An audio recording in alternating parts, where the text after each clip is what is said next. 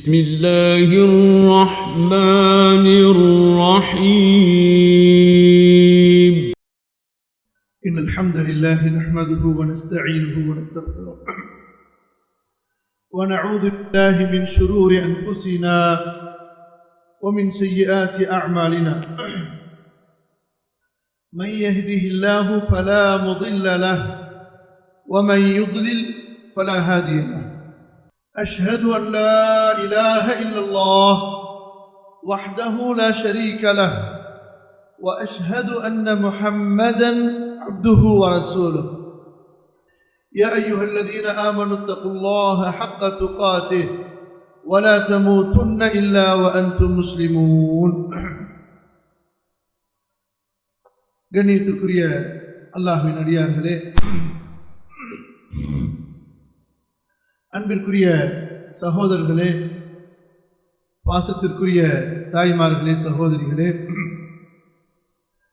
ஒரு இஸ்லாமிய அழைப்பு பணி மையத்தில் ஒரு நல்ல தலைப்பின் கீழ் உங்களை சந்திப்பதிலே நான் பெரிதும் மகிழ்ச்சி அடைகின்றேன்.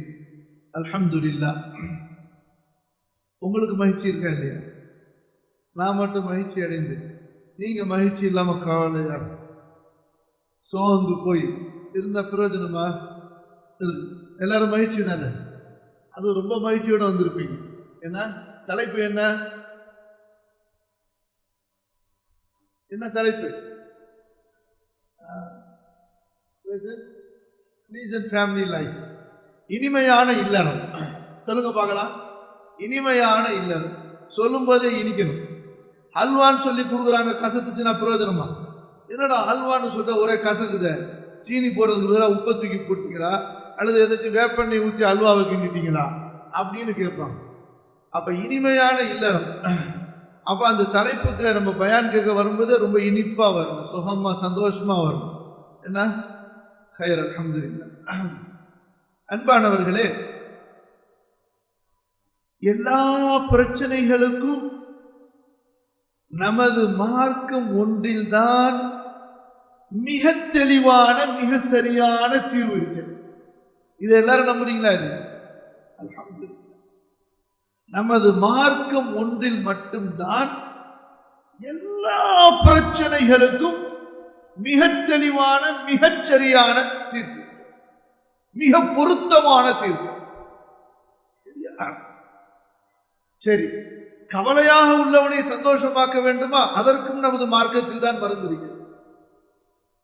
குழப்பத்தில் உள்ளவனுக்கு நிம்மதி கொடுக்க வேண்டுமா? அதற்கும் நமது மார்க்கத்தில் மருந்திருக்கிறது. பிரச்சனையில் உள்ளவர்களுக்கு அவர்களுக்குரிய தீர்வு வேண்டுமா? அதற்கும் நமது மார்க்கத்தில் இருக்கிறது. இப்படி எல்லாவற்றுக்கும் ஒரு சொல்யூஷன், ஒரு மருந்து, ஒரு தீர்வு, ஒரு சிகிச்சை உள்ள மார்க்கம் அல்ஹம்துலில்லாஹ் நம்முடைய மார்க்கம். அல்ஹம்துலில்லாஹ். சரி, அப்படி என்றால் குடும்ப வாழ்க்கை இனிக்க வேண்டும் என்று விரும்புகிறோம், ஆனால் கசந்து கொண்டே போகிறோம். தமிழ்நாட்டில் பழமொழி சொல்லுவாங்க, வர வர மாமியா எதோ போல ஆளான, வர வர மாமியா எதையோ போல ஆனார். எதுக்கு நம்ம அந்த பழமொழி இங்கே சொல்லணும்? நம்ம எப்படி சொல்லுவோம்? அது இந்த பயான் முடிச்சோட நம்ம சொல்லுவோம். அப்ப சொல்லுவோம், சரியா? தமிழ்நாட்டில் எப்படி பழமொழி வச்சிருக்கிறாங்க? வர வர மாமியா எதையோ போல ஆனார். என்ன வாழ்க்கை கசந்து கொண்டே போகிறது. கல்யாணம் செஞ்சாங்க, லட்சக்கணக்கான ரூபாய் செலவு செஞ்சு இன்னைக்கு கல்யாணம் செய்யறாங்க, கோடி வரைக்கும் போயிருச்சு. அந்த நேரத்தில் தான் மகிழ்ச்சி. அதுக்கு பிறகு, அதாவது எப்படி என்றால், கல்யாணத்துக்கு சாப்பிட வந்தவங்க எல்லாம் மகிழ்ச்சி, பொண்ணு மாப்பிள்ளையை தவிர.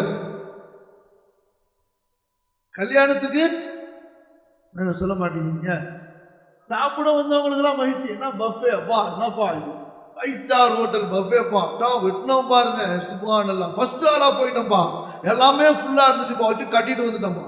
வர்றவனுக்கெல்லாம் சந்தோஷம். இங்க சந்தோஷம் யாருக்கு போயிடுச்சு? பொண்ணு மாப்பிள்ளைக்கு சந்தோஷம் இல்லைங்க. அப்புறம் சம்பந்தி சொல்லுவாங்க பார்த்தீங்களா, சம்பந்தி, அங்கதான் பிரச்சனையே. பத்தியா, அவன் நம்மளை தனியா கூப்பிடல, பத்தியா நான் வந்தேன், என்னை கவனிக்கல பத்தியா, என்னை பார்க்கல பத்தியா, எனக்கு சலாம் சொல்ல பத்தியா, அப்படியாக அங்க கொஞ்சம் போஞ்சுக்கிட்டு இருக்கும், இங்க பொண்ணு மாப்பிள்ள கொஞ்சம். இதுதான் இன்று பெரும்பாலான இடங்களில் ஒரு வாழ்க்கை கலாச்சாரமாக மாறி மன நிம்மதியை தொலைத்தோம், மகிழ்ச்சியை தொலைத்தோம், இன்பத்தை தொலைத்தோம், அன்பை தொலைத்தோம், பாசத்தை தொலைத்தோம், எல்லாவற்றையும் தொலைத்து விட்டு பணத்தை மட்டும் கட்டியா பிடிச்சிட்டு எல்லாவற்றையும் தொலைத்து விட்டு பணத்தை மட்டும் அந்த பிரஸ்டீஜா தான் இங்கிலீஷ் பந்தா, நம்ம மெட்ராஸ் பள்ளியில சொல்லதா இருந்தா கொஞ்சம் பந்தா, அந்த பந்தாவை மட்டும் கட்டியா பிடிச்சிக்கிட்டு நான் இறங்கி வருவேனா நான் யாரு அப்படின்னு. என் அன்பிற்குரியவர்களே, பாசத்திற்குரியவர்களே, வாழ்க்கை இதுவல்ல. இஸ்லாம் சொல்லிக் கொடுக்கின்ற வாழ்க்கை இதுவல்ல. இஸ்லாம் நாக்குக்கு ருசி சொல்லிக் கொடுக்க வரவில்லை. இஸ்லாம் மனதிற்கு மகிழ்ச்சியை சொல்லிக் கொடுக்க வந்திருக்கிறது. இஸ்லாம் நாக்குக்கு ருசியை சொல்லிக் கொடுக்க வரவில்லை, மனதிற்கு மகிழ்ச்சியை சொல்லிக் கொடுக்க வந்திருக்கிறது. இஸ்லாம் பெரிய பெரிய பங்களா கட்டி பணக்காரராய் எப்படி வாழ வேண்டும் என்பதை சொல்லித்தர வரவில்லை. நீ எப்படி மகிழ்ச்சியாக வாழ வேண்டும், எப்படி இன்பமாக ஆரோக்கியமாக,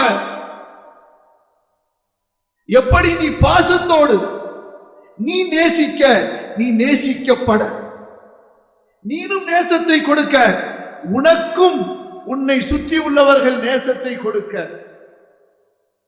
நீ பிரியம் வைக்க, நீ பிரியம் வைக்கப்பட, இப்படிப்பட்ட ஒரு வாழ்க்கையைத்தான் இஸ்லாம் வாழச் சொல்கிறது, இஸ்லாம் வாழ கற்றுக் கொடுக்கிறது. பாருங்க, மனிதனை தவிர அல்லாஹ் படைத்த அத்தனை மிருகங்களும் அத்தனை பறவைகளும் ஊர்வன பரப்பன நடப்பன எல்லாமே அதே இயற்கையில் வாழ்கின்றன. ஒரு பூனையை பாருங்க, ரொம்ப தூரத்துக்கு நான் போய் உதாரணம் சொல்ல வேண்டியது, அது குட்டி போடு, அந்த குட்டி மேல எப்படிங்க பாசத்தை காட்டுது, நக்கு நக்கு நக்குது இல்லையா? இல்லையா? நாக்கால போட்டு நக்கு நக்கு நக்குது. அந்த பூனை குட்டிங்க அந்த பூனையோட குட்டி விளையாண்டுகிட்டே இருக்கு, சந்தோஷமா இருக்குது. அந்த பூனை குட்டியை காணோம்னா தேடுது, மியாவ் மியாவ் மியாவ் மியாவ்னு குட்டி தேடுது, பூனை தேடுது. ரெண்டும் சேர்ந்துட்டா சந்தோஷத்தை பார்க்கணுமே, தான் அப்படியே ஹாயா படுத்துக்கிட்டு குட்டியெல்லாம் ஏறி மேல விளையாட விட்டுக்கிட்டு, ஒன்னு வாழை பிடிச்சி கடிக்குது, ஒன்னு இதை பிடிச்சி கடிக்குது, ஒன்னு பாலை குடிக்குது, ஒன்னு கழுத்தை பிடிச்சி கடிக்குது, எல்லாம் சந்தோஷமா இருக்குங்க இல்லையாங்க? உங்க வீட்டு பூனை இருக்கா இல்லையா? உங்க பூனையே இல்லையே. மெட்ராஸில் எங்க பூனை வளர்க்குறதுன்னு கேட்குது. சரி, வளர்த்தா பாருங்க, அல்லது வளர்க்குறவங்க வீட்டில் போய் பாருங்க, இருக்கா இல்லையாங்க? எல்லாமே காட்டில் உள்ள சிங்கத்தை பாருங்க, அது ஒரு ஆண் சிங்கம் பெண் சிங்கம் குட்டி, என்ன சந்தோஷமா இருக்குங்க, இருக்கா இல்லையா? அதெல்லாம் விடுங்க, உங்க வீட்டுக்குள்ளாரே லவ் பேர்ட்ஸ் வளர்த்துருக்கீங்க, நிறைய வீட்டுல வளர்ப்பாங்க லவ் பேர்ட்ஸ் சொல்லிட்டு, என்ன முத்தம் கொடுத்துருக்குங்க, சும்மா சும்மா வந்து வந்து வந்து வந்து ஒட்டி ஒட்டி ஒட்டி ஒட்டி விசாரிச்சுக்கிட்டு போயிட்டே இருக்கு, சந்தோஷமா இருக்கு, இருக்கா இல்லையா? அதை போய் பாவி போய் கூண்டுல அடிச்சுட்டானா இல்லையா? அதை பத்தி கவலைப்பட்டு இருக்கான். நீ எங்க அடைச்சா என்னடா, என் மனைவிக்கு என் காதலிக்கு நான் சந்தோஷமா இருப்பேன்டா அப்படின்னு சொல்லிட்டு வந்து வந்து சேர்ந்து சேர்ந்து முத்தம் போட்டு போதா இல்லையா? ஒன்றும் சொல்ல மாட்டேங்கிறீங்க, இப்படி சிந்திக்கிறாங்க சில பேர். இப்பெல்லாம் சிந்தனையெல்லாம் வச்சுக்கிட்டு நான் சொல்றதை மட்டும் கேட்டுக்கிட்டே வாங்க.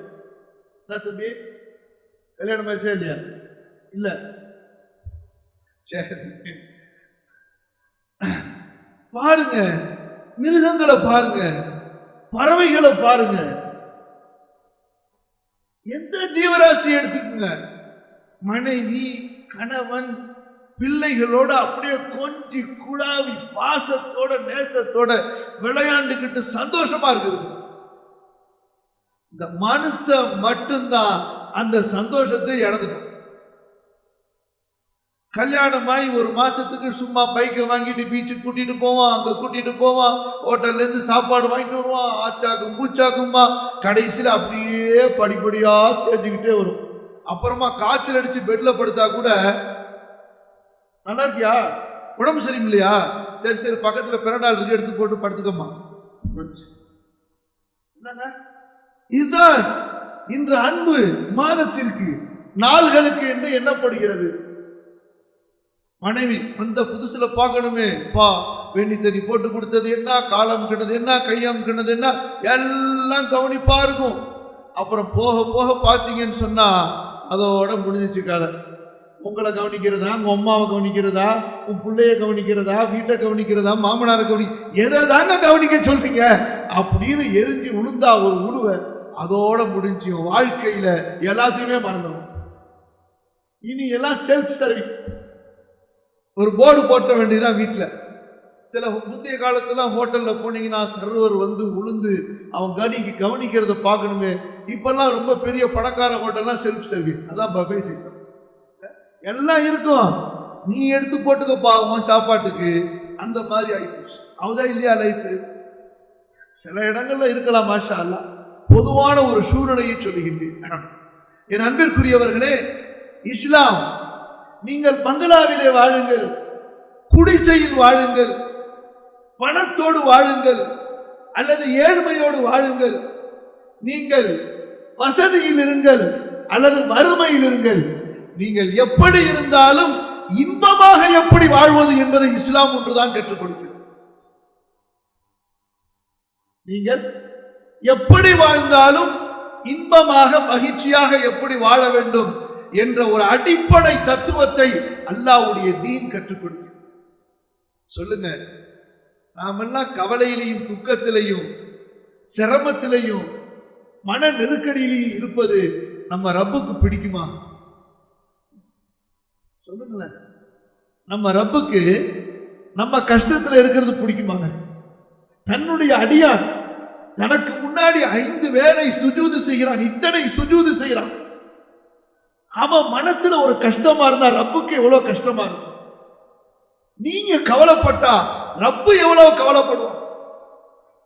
அப்ப நம்ம ரப்பு பாசம் இல்லாதவன் சொல்றீங்களா? சொல்ல மாட்டீங்க. நீங்கள் உங்கள் மீது வைக்கக்கூடிய அன்பை விட உங்களது ரப்பு உங்கள் மீது வைத்திருக்கக்கூடிய அன்பு அதிகம். அதை நீங்கள் நம்பிக்கை கொண்டாக வேண்டும். இல்லை என்றால் ஈமானே கிடையாது. நான் என்னை நேசிப்பதை விட என் ரப்பு என் மீது வைத்திருக்கக்கூடிய நேசம் அதிகம். ஏன்? அவன் ரஹ்மான், ஏன் அவன் ரஹீம், அவன் வதூத், அவன் ரഊஃப், அவன் லதீஃப். அல்லாஹ்வுடைய அன்பு அவ்வளவு உயர்ந்தது. என்னை என் தாய் நேசிப்பதை விட, என் தந்தை நேசிப்பதை விட, என் மனைவி நேசிப்பதை விட, என் பிள்ளைகள் நேசிப்பதை விட, உலக மக்கள் என்னை நேசிப்பதை விட என் ரப்புடைய நேசமே பெருசு. அல்லாஹு அக்பர். அதுவும் அல்லாஹு அக்பர்ல இதுவும் ஒன்று.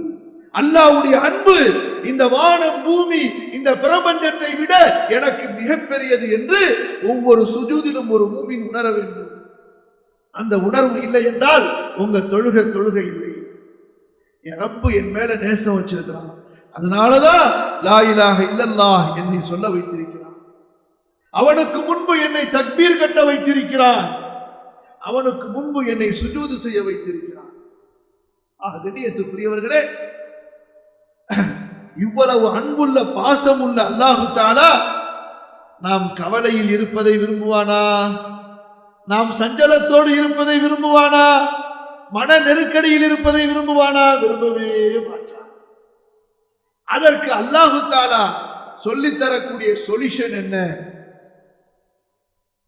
இங்க பாருங்க என் அன்பானவர்களே, இந்த வாழ்க்கையினுடைய வாழ்வாதாரம் இருக்கிறது, இது விதிக்கப்பட்டு விட்டது.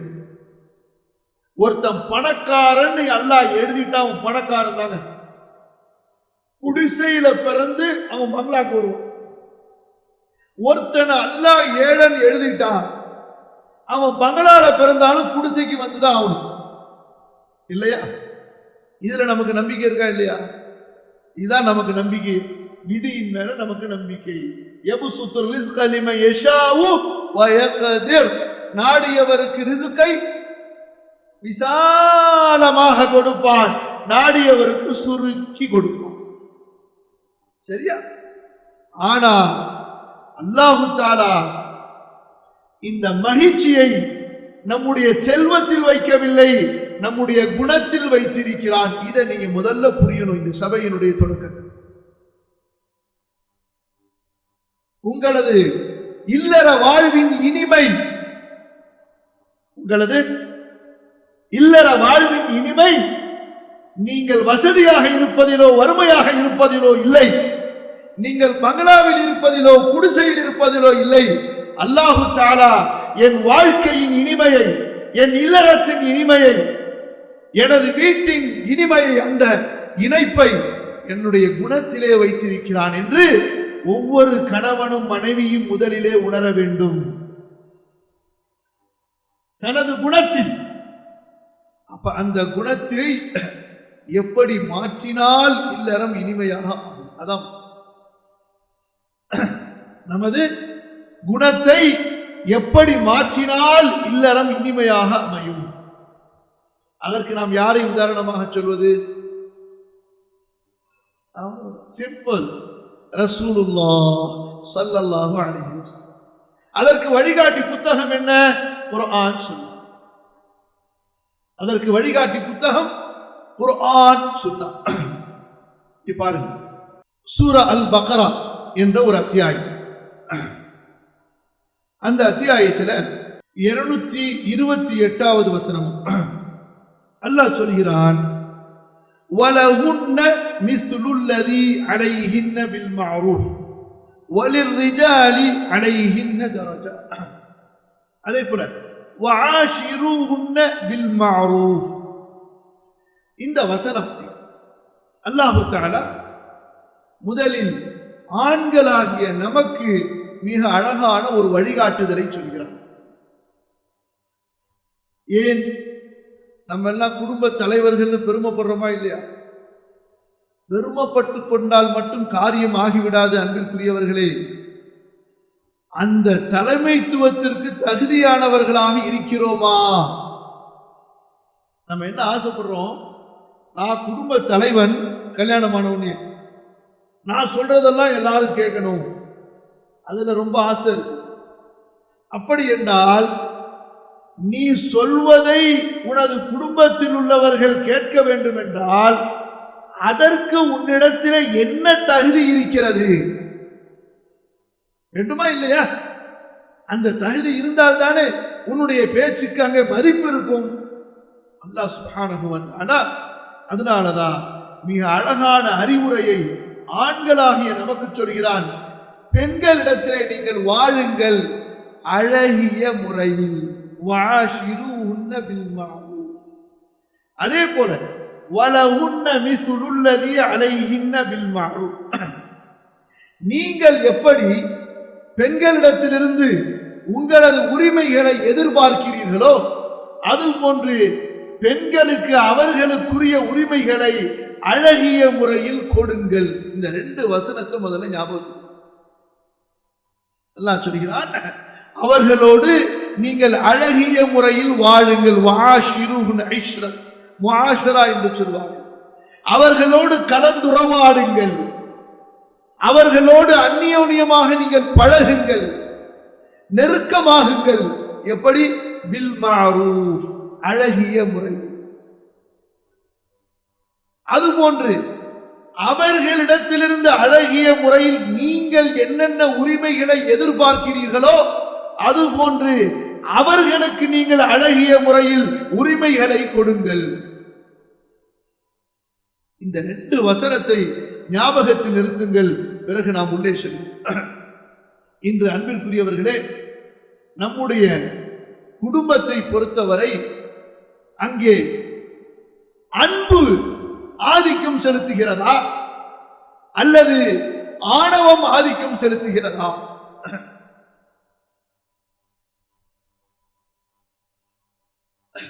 நான் கேட்கிற விஷயம் புரியுதா? நமது குடும்பங்களில் அன்பு ஆதிக்கம் செலுத்துகிறதா அல்லது ஆணவம்? ஆணவம் என்றால் என்ன? நான் சொல்ற நீ செய், நான் சொல்லிட்டா நீ எப்படி ஏன்னு கேட்கலாம், நீ எப்படி எதிர்த்து பேசலாம், உனக்கு என்ன ரைட்ஸ் இருக்கிறது? இப்படி கணவன் மனைவி, இந்த வீட்டுல எனக்கு மதிப்பே கிடையாது, எனக்கு இந்த வீட்டுல எந்த விதமான உரிமையுமே இல்லை, நான் ஒரு அடிமை மாதிரி வேலைக்காரி மாதிரி இருக்கிறேன், நான் சொல்றதை யாருமே கேட்கறது. மனைவியிடத்திலும் அதே மனப்பான்மை, கணவனிடத்திலும் அதே மனப்பான்மை. என்ன மனப்பான்மை? ஆணவம், ஆதிக்கம் நான் செலுத்த வேண்டும். ஒரு தாய் தனது ஆண்மகனுக்கு சொல்லித்தரக்கூடிய உபதேசமும் இதுதான். டேய், ஆரம்பத்திலே பணிஞ்சு போயிடாதரா, அப்புறம் ஏறி நம்ம தலைமையில ஏறி நம்ம மூலம் அரைக்கிறதுன்னு சொல்லுவாங்க. எல்லா பழமொழியும் வச்சிருக்காங்க அவங்கவுங்க, நமக்கு சொல்றதுக்கே வெக்கமா இருக்கு. ஏய், ஆரம்பத்திலேயே ரொம்ப பணிஞ்சு போயிடாதரா, ஆரம்பத்திலே ரொம்ப இறங்கி போயிடாதரா, ஆரம்பத்திலே விட்டு கொடுத்துடாதரா, ஆரம்பத்திலே டைட்டா வைடா. ஆமா, டைட்டா வச்சே பிச்சுட்டு போயிட வேண்டியேன். ஒரு கயிறை டைட்டா வச்சீங்கன்னா எவ்வளவு தூரம் டைட்டா வைக்க முடியும்? என்ன ஐதரசர், எவ்வளவு தூரத்துக்கு ஒரு கயிறை பிடிச்சிருப்பீங்க, கடைசியில் என்ன ஆகும்? பிச்சுக்கிட்டு போயிடும். உங்க கை ஒண்ணு கை இருக்கிறதுல நீங்களே விட்டுருவீங்க, இல்லைன்னா அந்த பக்கம் பிச்சுக்கிட்டு போயிடும், இல்லைன்னா கயிறை பிச்சுக்கிட்டு போயிடும். அவ்வளவு சொல்லித்தர உதாரணம் பாருங்க. அந்த பக்கம் யாரு? பெண்ணை பெற்றவங்க. இந்த புள்ள கவனமா இரு, ஆமா அவனை எப்படியாவது கைக்குள்ள போட்டுருக்க, பார்த்துக்க, எப்படியாவது வசப்படுத்திக்க, எப்படியாவது உன் பேச்ச கேட்கிற மாதிரி வச்சுக்க, விட்டு கொடுத்துடாத ஆரம்பத்திலேயே. நீ ஆரம்பத்திலேயே விட்டு கொடுத்துட்ட, இறங்கி போயிட்டு அவ்வளவுதான் உன் கதை அப்படின்னு அவன் வருவான். அந்த பக்கம் ஒரு போட்டி மனப்பான்மையோடைய உள்ளார வருவா. விடக்கூடாது, என்ன செய்யுது, அவர் என்ன சொன்னாலும் அதுக்கு மாற்று ஏற்பாடு என்ன செய்யுதுன்னு சொல்லி யோசிச்சுக்கிட்டே இருப்பாங்க. இணக்கம் அங்கே ஏற்படுவதற்கு முன்பாக பிணக்கம் ஏற்பட்டு விடுகிறது இல்லையா? கல்யாணம் பண்ண அடுத்த நாளே பிரச்சனை ஏற்பட்ட எத்தனை குடும்பங்கள் இருக்கு? கல்யாணம் பண்ண அடுத்த நாள்லயே அல்லாஹ் சொல்றான் இணக்கம் ஏற்பட வேண்டும் என்று. இங்க என்ன ஏற்பட்டுச்சு? கோடி ரூபாய்க்கு விருந்து போட்டு கடைசியில எல்லாம் துண்ணுட்டு போனதுதான் மிச்சம். என்ன ஏற்படவில்லை? எல்லாரும் இறங்கிட்டாங்க சாப்பிட்டுட்டு. இங்க மட்டும்தான் கணவன் மனைவி இணக்கம் ஏற்படவில்லை, மாமனார் மாமியார் சம்பந்தி குடும்பங்களுக்கு இடையில இணக்கம் ஏற்படவில்லை. இன்று நம்முடைய போதனைகள், அது ஆண் பிள்ளையை பெற்றெடுத்த தாய் தந்தையாக இருக்கட்டும், பெண் பிள்ளைகளை பெற்றெடுத்த தாய் தந்தையாக இருக்கட்டும், என்ன அறிவுரை சொல்ல வேண்டும் என்ற ஒரு கல்வி அறிவே அடிப்படை தகுதியே இல்லாதவர்களாகத்தான் இன்று நம்முடைய பிள்ளைகளை ஒரு குடும்ப வாழ்க்கைக்குள் நாம் தள்ளுகிறோம். இந்த முதல் இரவு அன்னைக்கு கதவை தொடர்ந்து உள்ளார தள்ளுறாங்களா இல்லையா? என்ன செய்யப்படுகிறது? வாழ்க்கை அங்கே திணிக்கப்படுகிறது. வாழ்க்கையை வாழ்வதற்குண்டான அந்த வாழ்க்கை கலையை அல்லாஹ்வுடைய வேதத்திலிருந்து நபியின் சுன்னாவிலிருந்து கற்றுக்கொள்ளாமல், அதை உணராமல் வாழ்க்கை அங்கே திணிக்கப்படுகிறது. அது மட்டுமல்ல, வாழ்க்கையை சுபிட்சமாக்குவதற்குண்டான அறிவுரைகள் வழங்கப்படாமல் அதற்கு எதிரான அறிவுரைகள் வழங்கப்பட்டு அவர்களுடைய மனநிலை அன்பின் மீது பாசத்தின் மீது, கவனியுங்கள், அன்பின் மீது பாசத்தின் மீது, விட்டு கொடுப்பதின் மீது, பெருந்தன்மையின் மீது, மன்னிப்பதின் மீது, மறப்பதின் மீது அமைக்கப்படுவதற்கு பதிலாக அவர்களுடைய மனநிலை போட்டி, பொறாமை, எதிர்த்து பேசுதல், அடங்காமல் இருத்தல், அவமரியாதை செய்தல், உதாசீனப்படுத்துதல், போட்டி போடுதல் என்ற குணங்களின் அடிப்படையிலே அங்க மனநிலை உருவாக்கப்படுகிறது. அல்லாஹ் பாதுகாப்பார். இன்னொரு காரணத்து விஷயத்தை இந்த இடத்துல சொல்லாம போக கூடாது. ரொம்ப பேரு சொல்லுவாங்க,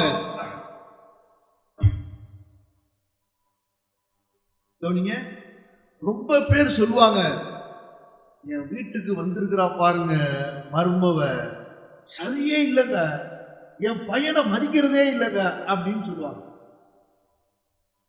என் பையனை மதிக்கிறதே இல்லைங்க, எதிர்த்து பேசிக்கிட்டே இருக்காங்க மருமவ அப்படின்னு சொல்லுவாங்க. அதே போல எங்க வீட்டுக்கு வந்திருக்கிறான் பாருங்க ஒரு மருமவன், மருமவனாவ எதுக்கெடுத்தாலும் எரிஞ்சு விடுகிறான், எதுக்கெடுத்தாலும் திட்டுறான், எதுக்கெடுத்தாலும் அடிக்கிறான், என்னங்க மனுஷாவ என்னங்க வளர்த்து வச்சிருக்கிறான் அப்படின்னு இப்படி சொல்லுவாங்க. இந்த இடத்துல நம்முடைய மிஸ்டேக் என்ன தெரியுமா? பிறர் குறை என்றால் நமக்கு 1000 கண்கள் இருக்கும், நமது குறை என்று சொன்னால் இருக்கிற கண்களையும் மூடிவிடும். என்ன பிரச்சனை? இப்படி சொல்றாங்கல்ல,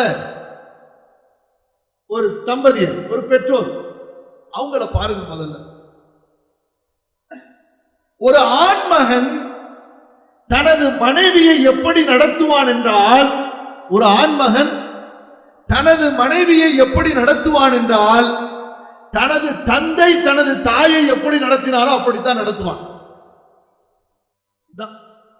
நீங்க என்னதான் படிச்சிருந்தாலும் சரி, உங்க படிப்பெல்லாம் தூக்கி ரேக்கில் வச்சிட வேண்டியதுதான்.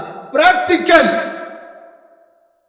நடைமுறை வாழ்க்கையில் எதை பார்த்து பார்த்து பார்த்து பார்த்து பழகினானோ அதுதான் அவனுக்கு அவனுடைய நடைமுறை வாழ்க்கையில் வரும். அம்மா அத்தா எப்ப வந்தாலும் அம்மாவை சாத்தினார், எப்ப வந்தாலும் அடியே போடியே அப்படியே இப்படியேன்னு விளாசினாரு, திட்டிக்கிட்டே இருந்தாரு.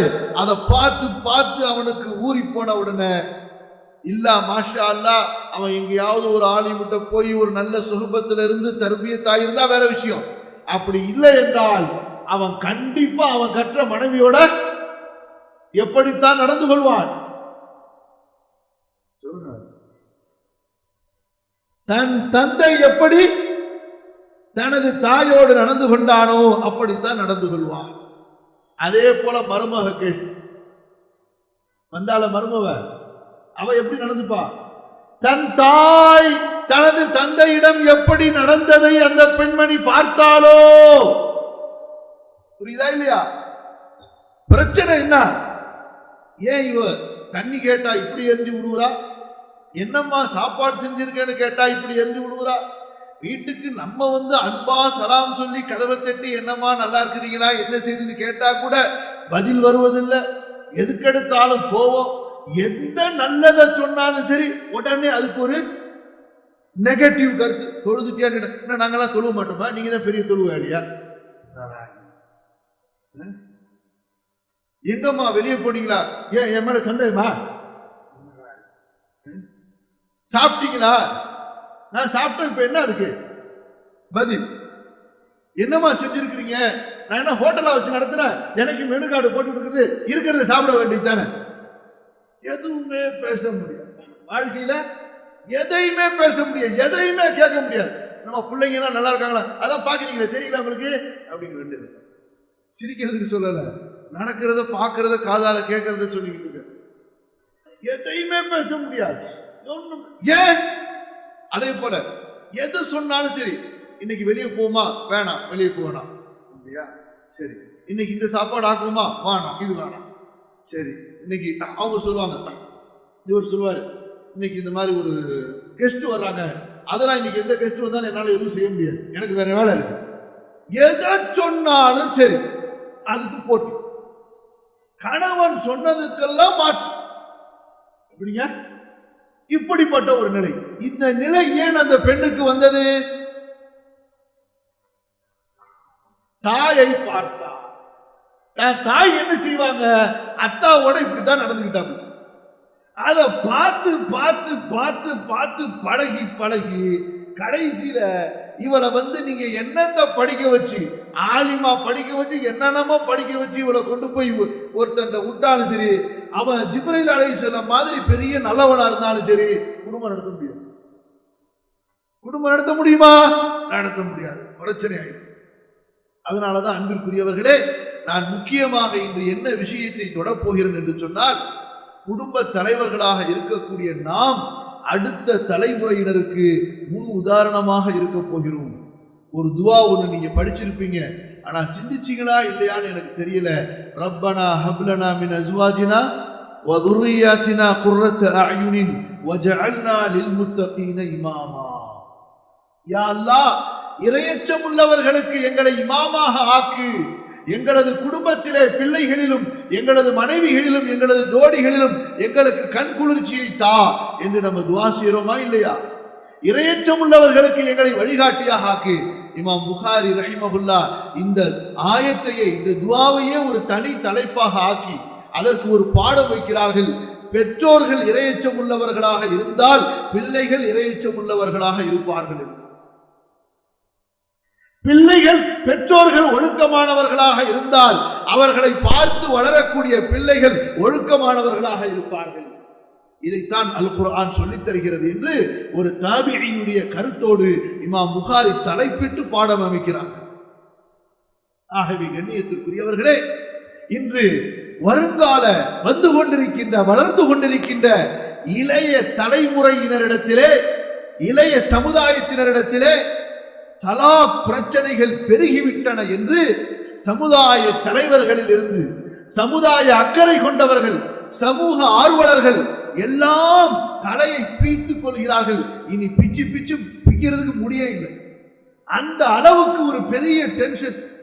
இன்றைக்கு மக்கா பள்ளியில போய் ஷரியத் கோர்ட்டு பாருங்க, எதுவுமே இல்லை, எங்களுக்கு எந்த பிரச்சனைக்குமே நாங்க போக மாட்டோம், நாங்க உட்கார்ந்துருக்கிறோம், எங்களுக்கு 4 கேஸ் தலாக் கேஸ்.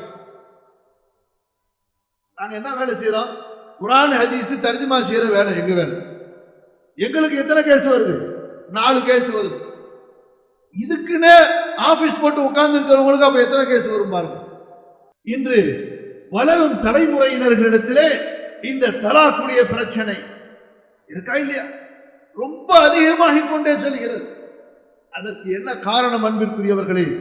சமூகத்தை, குடும்பத்தை கட்டமைத்து வாழக்கூடிய நாம் வாழ்கின்ற வாழ்க்கை ஒரு இனிமையான வாழ்க்கையைத்தான் வாழ்கிறோமா? இன்பமான வாழ்க்கையைத்தான் வாழ்கிறோமா? அன்பான வாழ்க்கையைத்தான் வாழ்கிறோமா? அல்லாஹ் விரும்பக்கூடிய குடும்ப வாழ்க்கையைத்தான் நாம் வாழ்கிறோமா? நான் என் மனைவிக்கு அல்லாஹ் விரும்பக்கூடிய கணவனாக இருக்கின்றேனா? நான் என் மனைவிக்கு அல்லாஹ் விரும்பக்கூடிய கணவனாக இருக்கின்றேனா? அது போன்று ஒரு பெண், நான் வாழக்கூடிய இந்த குடும்ப வாழ்க்கை அல்லாஹ் விரும்பக்கூடிய குடும்ப வாழ்க்கையா? அல்லாஹ் கட்டளையிட்ட குடும்ப வாழ்க்கையா? நான் என் கணவனுக்கு அல்லாஹ் விரும்பக்கூடிய மனைவியாக இருக்கின்றேனா என்று சுய பரிசோதனை செய்து கொள்வதற்கு கூட, என்று நம்மை நாமே கேட்டுக்கொள்வதற்கு கூட நேரம் இல்லாமல் பணத்தின் பின்னால் பிசாசுகளாக அடைந்து கொண்டிருக்கிறோம். அல்லாஹ் பாதுகாப்பாக. அல்லது எந்த கான்செப்டுமே இல்லாம, லைஃபுடைய நோக்கமே இல்லாம, அன்றைக்கு தின்னோமா, படுத்தோமா, தூங்கணுமா, சட்டைய போட்டோமா, எங்கேயாவது போனோமா, வந்தோமா, இதுதான் லைஃப். தேதி கிழிகிறது, வாழ்க்கை அடிகிறது, இரவு பகல் மாறி மாறி வருகிறது, வயது கூடுகிறது, கடைசியில கபர்ல போய் படுக்க வேண்டும். கொஞ்சம் யோசிக்க வேணாம். நம்ம மனைவிட்ட உட்கார்ந்து, அன்பான மனைவியே, என்னை கட்டி நீ இத்தனை வருஷம் ஆச்சு, உன்னை எனக்கு பிடிச்சிருக்க, என்ன உனக்கு பிடிச்சிருக்கா? நான் எப்படி உன்கிட்ட நடந்துக்கிறேன்? நான் அன்பா நடந்துக்கிறேனா? உன் மேல எனக்கு எவ்வளவு பாசம் இருக்குன்னு நீ புரிஞ்சு வச்சிருக்கிற? நீ எப்படி என்னை ஃபீல் பண்ற அப்படின்னு கேட்கறதுக்கு நேரம் இருக்கா? அப்படின்னு கேட்கிறோமா? ரொம்ப பேருக்கு பயம். கேட்டா வேண்டாம்னு சொல்லிட்டா. சில பெண்கள் எதிர்பார்த்துட்டே இருப்பாங்க. இப்ப நான் ஒரு நேரத்துல இவங்க கல்யாணத்துக்கு முன்னாடியே இவன் கேட்டிருந்தானா வேணான்னு சொல்லியிருக்கலாம். சரி, இப்பயாவது கேட்கறான், எப்பா என்னை எப்படியாவது விடுதலை செஞ்சிருப்பான். நீ விளையாட்டுக்கு சொல்லல சகோதரர்களே, ரொம்ப பேருக்கு பயம் கேட்கறதுக்கு. ஏன்னா வேணான்னு சொல்லிவிட்டா, ஏன்னா இவனுக்கு தெரியும் இவன் எப்படி யோக்கியன்னு சொல்லிட்டு. இவன் எப்படி யோக்கியன்னு இவனுக்கு தெரியும். சொல்லுங்க பார்க்கலாம். ஒரு பாம்போட குடும்பம் நடத்த முடியுமா? ஒரு கீரை இழுத்து திங்கக்கூடிய மிருகத்தோட குடும்பம் நடத்த முடியுமா ஒரு பெண்ணு? அந்த மாதிரி குணமெல்லாம் இவன்ட்டு இருக்கு. ஒரு பாம்பு போய் சீண்டுனா அது என்ன செய்யும்? போட்டு கொத்தும். ஒரு சிங்கம் புளிய போய் தொட்டா என்ன செய்யும்? நமக்கு பாஞ்சு கடிக்கும். அந்த மாதிரி இவன் கணவனா இருந்தா அந்த பெண்ணுடைய நிலைமை எப்படிங்க இருக்கும் சொல்லுங்க? உடலெல்லாம் காயம் இல்லை, மனதெல்லாம் காயம். இப்படி வாழக்கூடிய கணவனிடத்திலே அந்த வாழக்கூடிய பெண் வேண்டுமானால் பங்களால இருக்கலாம். உலகத்திலேயே ரொம்ப சொகுசு மெத்த என்ன மெத்த சொல்லுங்க பார்க்கலாம். எங்க காலத்துல டன்லப் மெத்தன்னு சொல்லுவாங்க. எனக்கு பெரிய தெரியாது, பார்த்ததே கிடையாது. ஆனா சொல்லுவாங்க டன்லப் பஞ்சு மெத்தன்னு சொல்லி. அந்த மாதிரி பஞ்சு மெத்தையில் அவள் படுத்து தூங்கலாம். பசியே தெரியாமல் வகை வகையான உணவுகளை அவள் சாப்பிடலாம். உடல் நல்லா இருக்கும், ஆனா அவளுடைய மனம் காயப்பட்டிருக்கும், சிந்தனை சிதைந்திருக்கும், மனம் காயப்பட்டிருக்கும், மனம் புண்ணா அப்படி ரணமா இருக்கும். நீங்க இருக்கும் மனம் இருக்குது, புண்ணா ரணமா இருக்கும். வீட்டுக்கு விருந்தாளி வருவாங்க, வாங்க அப்படின்னு சிரிப்பாங்க, வெளியில சிரிப்பாங்க, உள்ளுக்குள்ளார மனதிலே சந்தோஷம் இருக்கு. இன்னொரு பக்கம் இதே நிலை யார் பக்கத்துல? ஆண்களிடத்திலே ஒரு பெண்ணு.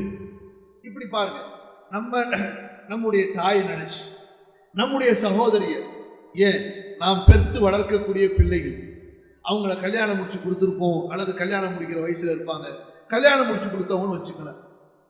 நம்முடைய அந்த பெண் பிள்ளைகள் அல்லது நம் கட்டிக்கொண்ட நமது மனைவிகள், நம்முடைய சகோதரிகள், மொத்தமா இஸ்லாமிய சகோதரிகள், இவர்கள் தனது கணவனிடத்திலே என்னங்க நீங்க என் மேல அன்பா இருக்கிறீங்களா, நீங்க மன நோவாம நான் உங்களுடைய விருப்பத்திற்கு ஏற்ப நடந்து கொள்கிறேனா, நீங்க என் மேல திருப்தியா இருக்கிறீங்களா? கணவனின் திருப்தி இல்லாமல் இறந்தவள் சொர்க்கம் செல்ல மாட்டாள் என்று அல்லாஹ்வுடைய தூதர் சொல்லி இருக்கிறார்கள். எனவே சொல்லுங்க, என் மேல நீங்க திருப்தியா இருக்கிறீங்களா இல்லையா? என் மேல ஏதாவது அதிருப்தி இருந்தா சொல்லுங்க, நான் திருத்திக்கிறேன். என் மேல என்னிடத்துல என்ன குறைய பாக்குறீங்க என்று எங்கேயாவது நம்முடைய மனைவிமார்கள், நம்முடைய சகோதரிகள் சொல்லுகிறதா? ஏதாவது காதுக்கு செய்தி வருதா? எங்கேயாவது அவுளியா ஊர் இருக்கலாம், ஹசன் பஸ்ரி ரஹ்மத்துல்லாஹி ஊர் மாதிரி 1000 லட்சத்தில் ஒன்று. பொதுவான வாழ்க்கையில் சொல்லுங்க, சகஜ வாழ்க்கையிலே சொல்லுங்க. ஏன் இதற்கெல்லாம் என்ன காரணம்? நான் உங்களுக்கு சொன்னேன் அல்லவா, குடும்பம் ஆணவத்தின் மீது அமைக்கப்பட்டிருக்கிறது, அன்பின் மீது அமைக்கப்படவில்லை. குடும்பம் ஆணவத்தின் மீது. மனைவி வீட்டுக்கு வரும்போதே முடிவோட வர்றா, இவரை என் கைக்குள்ளார போட்டு நான் சொல்ற மாதிரி இவரை ஆட்டணும் அப்படின்னு சொல்லி, நான் சொல்ற மாதிரி இவர் ஆடணும் அப்படின்னு முடிவோட வர்றா. இந்த பக்கம் ஆண் அதே முடிவோட வர்றா, இவளை எப்படியாவது நான் கைக்குள்ளார வச்சு கசக்கி போடணும் அப்படின்னு இவன் ஒரு முடிவோட வர்றான். இரண்டு பக்கங்களிலும் ஆணவம் தலை தூக்கி ஆடுகிறது, அன்பு அங்கே ஆப்சென்ட் ஆகிவிடுகிறது. அன்பு எங்கே சென்று விட்டதோ அங்கே விட்டுக் கொடுத்தல் இருப்பதில்லை, அங்கே மன்னிப்பது இருப்பதில்லை, அங்கே பெருந்தன்மை இருப்பதில்லை. அல்லாஹ் தஆலா அழகிய முறையில் உறவாடுங்கள் என்று சொல்கிறான், வாழ்க்கையில் அழகிய முறையில் இணைந்திருங்கள் என்று சொல்கிறான். நீ எதிர்பார்ப்பதை போன்று உனது மனைவிக்கு கொடு என்று அல்லாஹ் சொல்கிறான். ஆனால் இன்று கண்ணியத்திற்குரியவர்களே, நம்முடைய வாழ்க்கை இந்த பொருளாதாரத்தின் அடிப்படையிலே அமைந்து அல்லாஹ் சொல்லக்கூடிய இந்த இனிமையான ஒரு இல்லறத்தை இழந்தவர்களாக நாம் இருக்கிறோம். இப்படியே லைஃப் போயிட்டு கொஞ்சம் நினைச்சு பாருங்க. அந்த நபியின் குடும்பத்தை ஸல்லல்லாஹு அலைஹி வஸல்லம், அந்த சஹாபாக்களுடைய குடும்பத்தை கொஞ்சம் நினைத்து பாருங்கள். இன்றைக்கு நம்ம வீட்டுல சாப்பாட்டுடைய ருசியை உணர்றோம், சரியா? அன்பின் உணர்வை உணர்கிறோமா? ஏதோ குழந்தை பிறந்து கொஞ்ச நாளைக்கு தூக்கி கொஞ்சிக்கிட்டு இருப்போம், குழந்தை பிறந்து நான் சொல்ல மாட்டேங்கிறீங்க, அது தூக்குற வயசு வரைக்கும் தூக்கிக்கிட்டு இருப்போம். அதுக்கப்புறமா அது எங்க இருக்கோ நமக்கே தெரியாது. ஏன்? அதுதான் டிவி பொந்துக்குள்ளார போயிடுச்சு, அல்லது வீடியோ கேமுக்குள்ளார போயிடுச்சு இல்லையா? முடிஞ்சு போயிடுச்சு. அதுக்கு அதெல்லாம் பிடிச்சி வேலை செய்யறதுக்கு தெரியற வரைக்கும் அத்தா அத்தான்னு சுத்திக்கிட்டு இருக்கோம். அப்புறம் நீ போத்தா போத்தான்னு சொல்லிடும், அவ்வளவுதான், முடிஞ்சு போச்சு. அதுக்கப்புறம் அதுக்கு உலகம் எல்லாம் என்ன இன்றைக்கு அதனுடைய விளையாட்டு சேனல்கள், டிவி சேனல்கள், கேமுகள், அப்படியே பாருங்க. இந்த இடையில இந்த குழந்தைகள் வந்ததுனால அதை லேசா தொட்டுட்டு திரும்ப உள்ளார போவோம். ரசூலுல்லாஹ் ஸல்லல்லாஹு அலைஹி வஸல்லம் எப்போது அவர்கள் பயணம் சென்றாலும்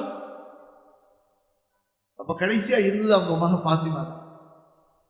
பாத்திமா வீட்டுக்கு போவாங்க, சலாம் சொல்வாங்க, பாத்திமாவின் நெற்றியிலே முத்தமிடுவாங்க. 2 குழந்தைக்கு தாயாகிட்டாங்க. தனது மகளை தேடி சென்று கதவை தட்டி சலாம் சொல்லி தனது மகளை முத்தமிட்டு விட்டு மகளிடத்திலே உட்கார்ந்து பேசிவிட்டு பிறகு எழுந்து செல்லும் போது மகளுக்கு சலாம் சொல்லி கை கொடுத்து முத்தமிட, மகளும் தந்தையை முத்தமிட விருந்து செல்வார்கள் பயணத்திற்கு. பயணத்திலிருந்து வந்தால் அதே போன்றுதான். வீட்டில் இருக்கும் போது ஒவ்வொரு நாளும் தனது மனைவிகளை சந்திக்கின்ற வழக்கமுடைய ரசூலுல்லாஹ் ஸல்லல்லாஹு அலைஹி வஸல்லம் தனது மகளையும் சந்திக்கின்ற வழக்கம் உள்ளவர்களாக இருந்தார்கள். எவ்வளவு வயசுங்க பாத்திமா ரலியல்லாஹு அன்ஹாக்கு? புள்ள எடுத்தாச்சு, 35-40 வயசாச்சு. தனது மகளை தேடி சென்று சலாம் சொல்லி முத்தமிட்டு, ரசூலுல்லாஹ் என்ன வேலை வெட்டி இல்லாம சும்மா இருந்தாங்களா? ரசூலுல்லாஹ்க்கு பொழுதே இல்லையா, வேலையே இல்லையா? சும்மா உட்கார்ந்துட்டு போர் அடிக்குது, போய் பார்த்துட்டு வருவோம். எவ்வளவு பெரிய பிஸியான மனிதர், எவ்வளவு பெரிய சமூக தலைவர், எவ்வளவு பெரிய படைகளை வழிநடத்தக்கூடிய மிகப்பெரிய தளபதி, அல்லாஹ்விடத்திலிருந்து வஹீயுடைய செய்தியை பெறக்கூடிய மகா பெரிய தூதர், தூதர்களுக்கெல்லாம் தலைவர். அந்த தூதர் ஸல்லல்லாஹு அலைஹி வஸல்லம் தனது பிள்ளையோடு கொண்டிருந்த அந்த நட்பை பாருங்கள். அவர்கள் சிறுபிராயத்தில் மட்டும் அந்த பிள்ளையை கொஞ்சவில்லை, முத்தமிடவில்லை. அந்த பிள்ளையை பெற்றெடுத்து விட்டது. அதை தேடி சென்று சந்தித்து பேசிவிட்டு அமர்ந்து விட்டு அதை சந்திக்கும் போதும் சலாம் முத்தம், அதை சந்தித்ததற்கு பிறகு செல்லும் போதும் சலாம் முத்தம் கொடுத்து விட்டு செல்கிறார்கள். இது போன்றுதான் அன்னை ஃபாத்திமா ரலியல்லாஹு அன்ஹா அவர்களும் இருந்தார்கள். இன்றைக்கு நாம் நமது பிள்ளைகளுக்கு இந்த அன்பை தருகிறோம், உண்மையான அன்பை. கொஞ்சி குழாவி விளையாடக்கூடிய வயதிலேயே அந்த பிள்ளைகளை சிறைச்சாலைக்கு அனுப்பிவிடுகிறோம். எல்லாரும் யோசிக்கிறாங்க, என்னடா சிறைச்சாலைக்கு என்னடா? சிறைச்சாலை என்று எதை சொல்கிறேன்? ப்ரீகேஜி, எல்கேஜி, யூகேஜி முடிஞ்சு கொண்டு போய் ஜெயில் போடு, அடைச்சு விடு, அவ்வளவுதான். அடுத்து பாருங்கள், மனைவிமார்களிடத்திலே ரசூலுல்லாஹி ஸல்லல்லாஹு அலைஹி வஸல்லம் காட்டிய அன்பை. மனைவிமார்களோடு ரசூலுல்லாஹி ஸல்லல்லாஹு அலைஹி வஸல்லம் நடந்து கொண்ட அந்த பணிவான விதத்தை பாருங்கள். நபி ஸல்லல்லாஹு அலைஹி வஸல்லம் போருக்கு போயிட்டு திரும்பி வந்தார்கள் என்றால் சஹாபாக்கள் எல்லாம் முன்னாடி அனுப்பிட்டு தன்னுடைய மனைவியோடு பேசிக்கொண்டு வருவார்கள்.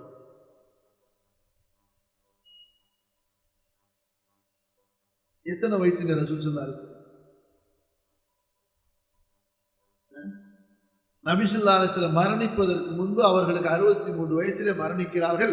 அதுவரை அவர்கள் கலந்து கொண்ட அத்தனை போர்களுக்கும் தனது மனைவிகளில் ஒருவரையோ சிலரையோ கண்டிப்பாக அழைத்து சென்றிருக்கிறார்கள். போரிலிருந்து திரும்பினால் போருக்கு போகும்போதெல்லாம் திட்டங்கள்ல போவாங்க. என்ன சாதாரண விஷயமா போருக்கு போறது? போருக்கு போய் அல்ஹம்துலில்லாஹ் திரும்பும் போது தன்னுடைய சகாக்களை எல்லாம் முன்னாடி அனுப்பிட்டு தன்னுடைய மனைவியில யார் வந்தாங்களோ அவங்களோட பேசிக்கிட்டு சந்தோஷமா வருவாங்க. நான் இன்று உங்களுக்கு சொல்லட்டுமா, எத்தனை குடும்பத்தில் 35 வயது, 40 வயது, 45 வயது, 50 வயதை தாண்டிய தம்பதியர்கள் கணவன் மனைவி பேசியதே கிடையாது. உட்கார்ந்து இவர் உள்ளார வந்தவனே அம்மா உள்ளார ஓடி போயிடுவாங்க. வெக்கமா? யார்கிட்ட வெக்கம்? என்ன மடத்தனமா இல்ல? புருஷன்ட வெக்கமா?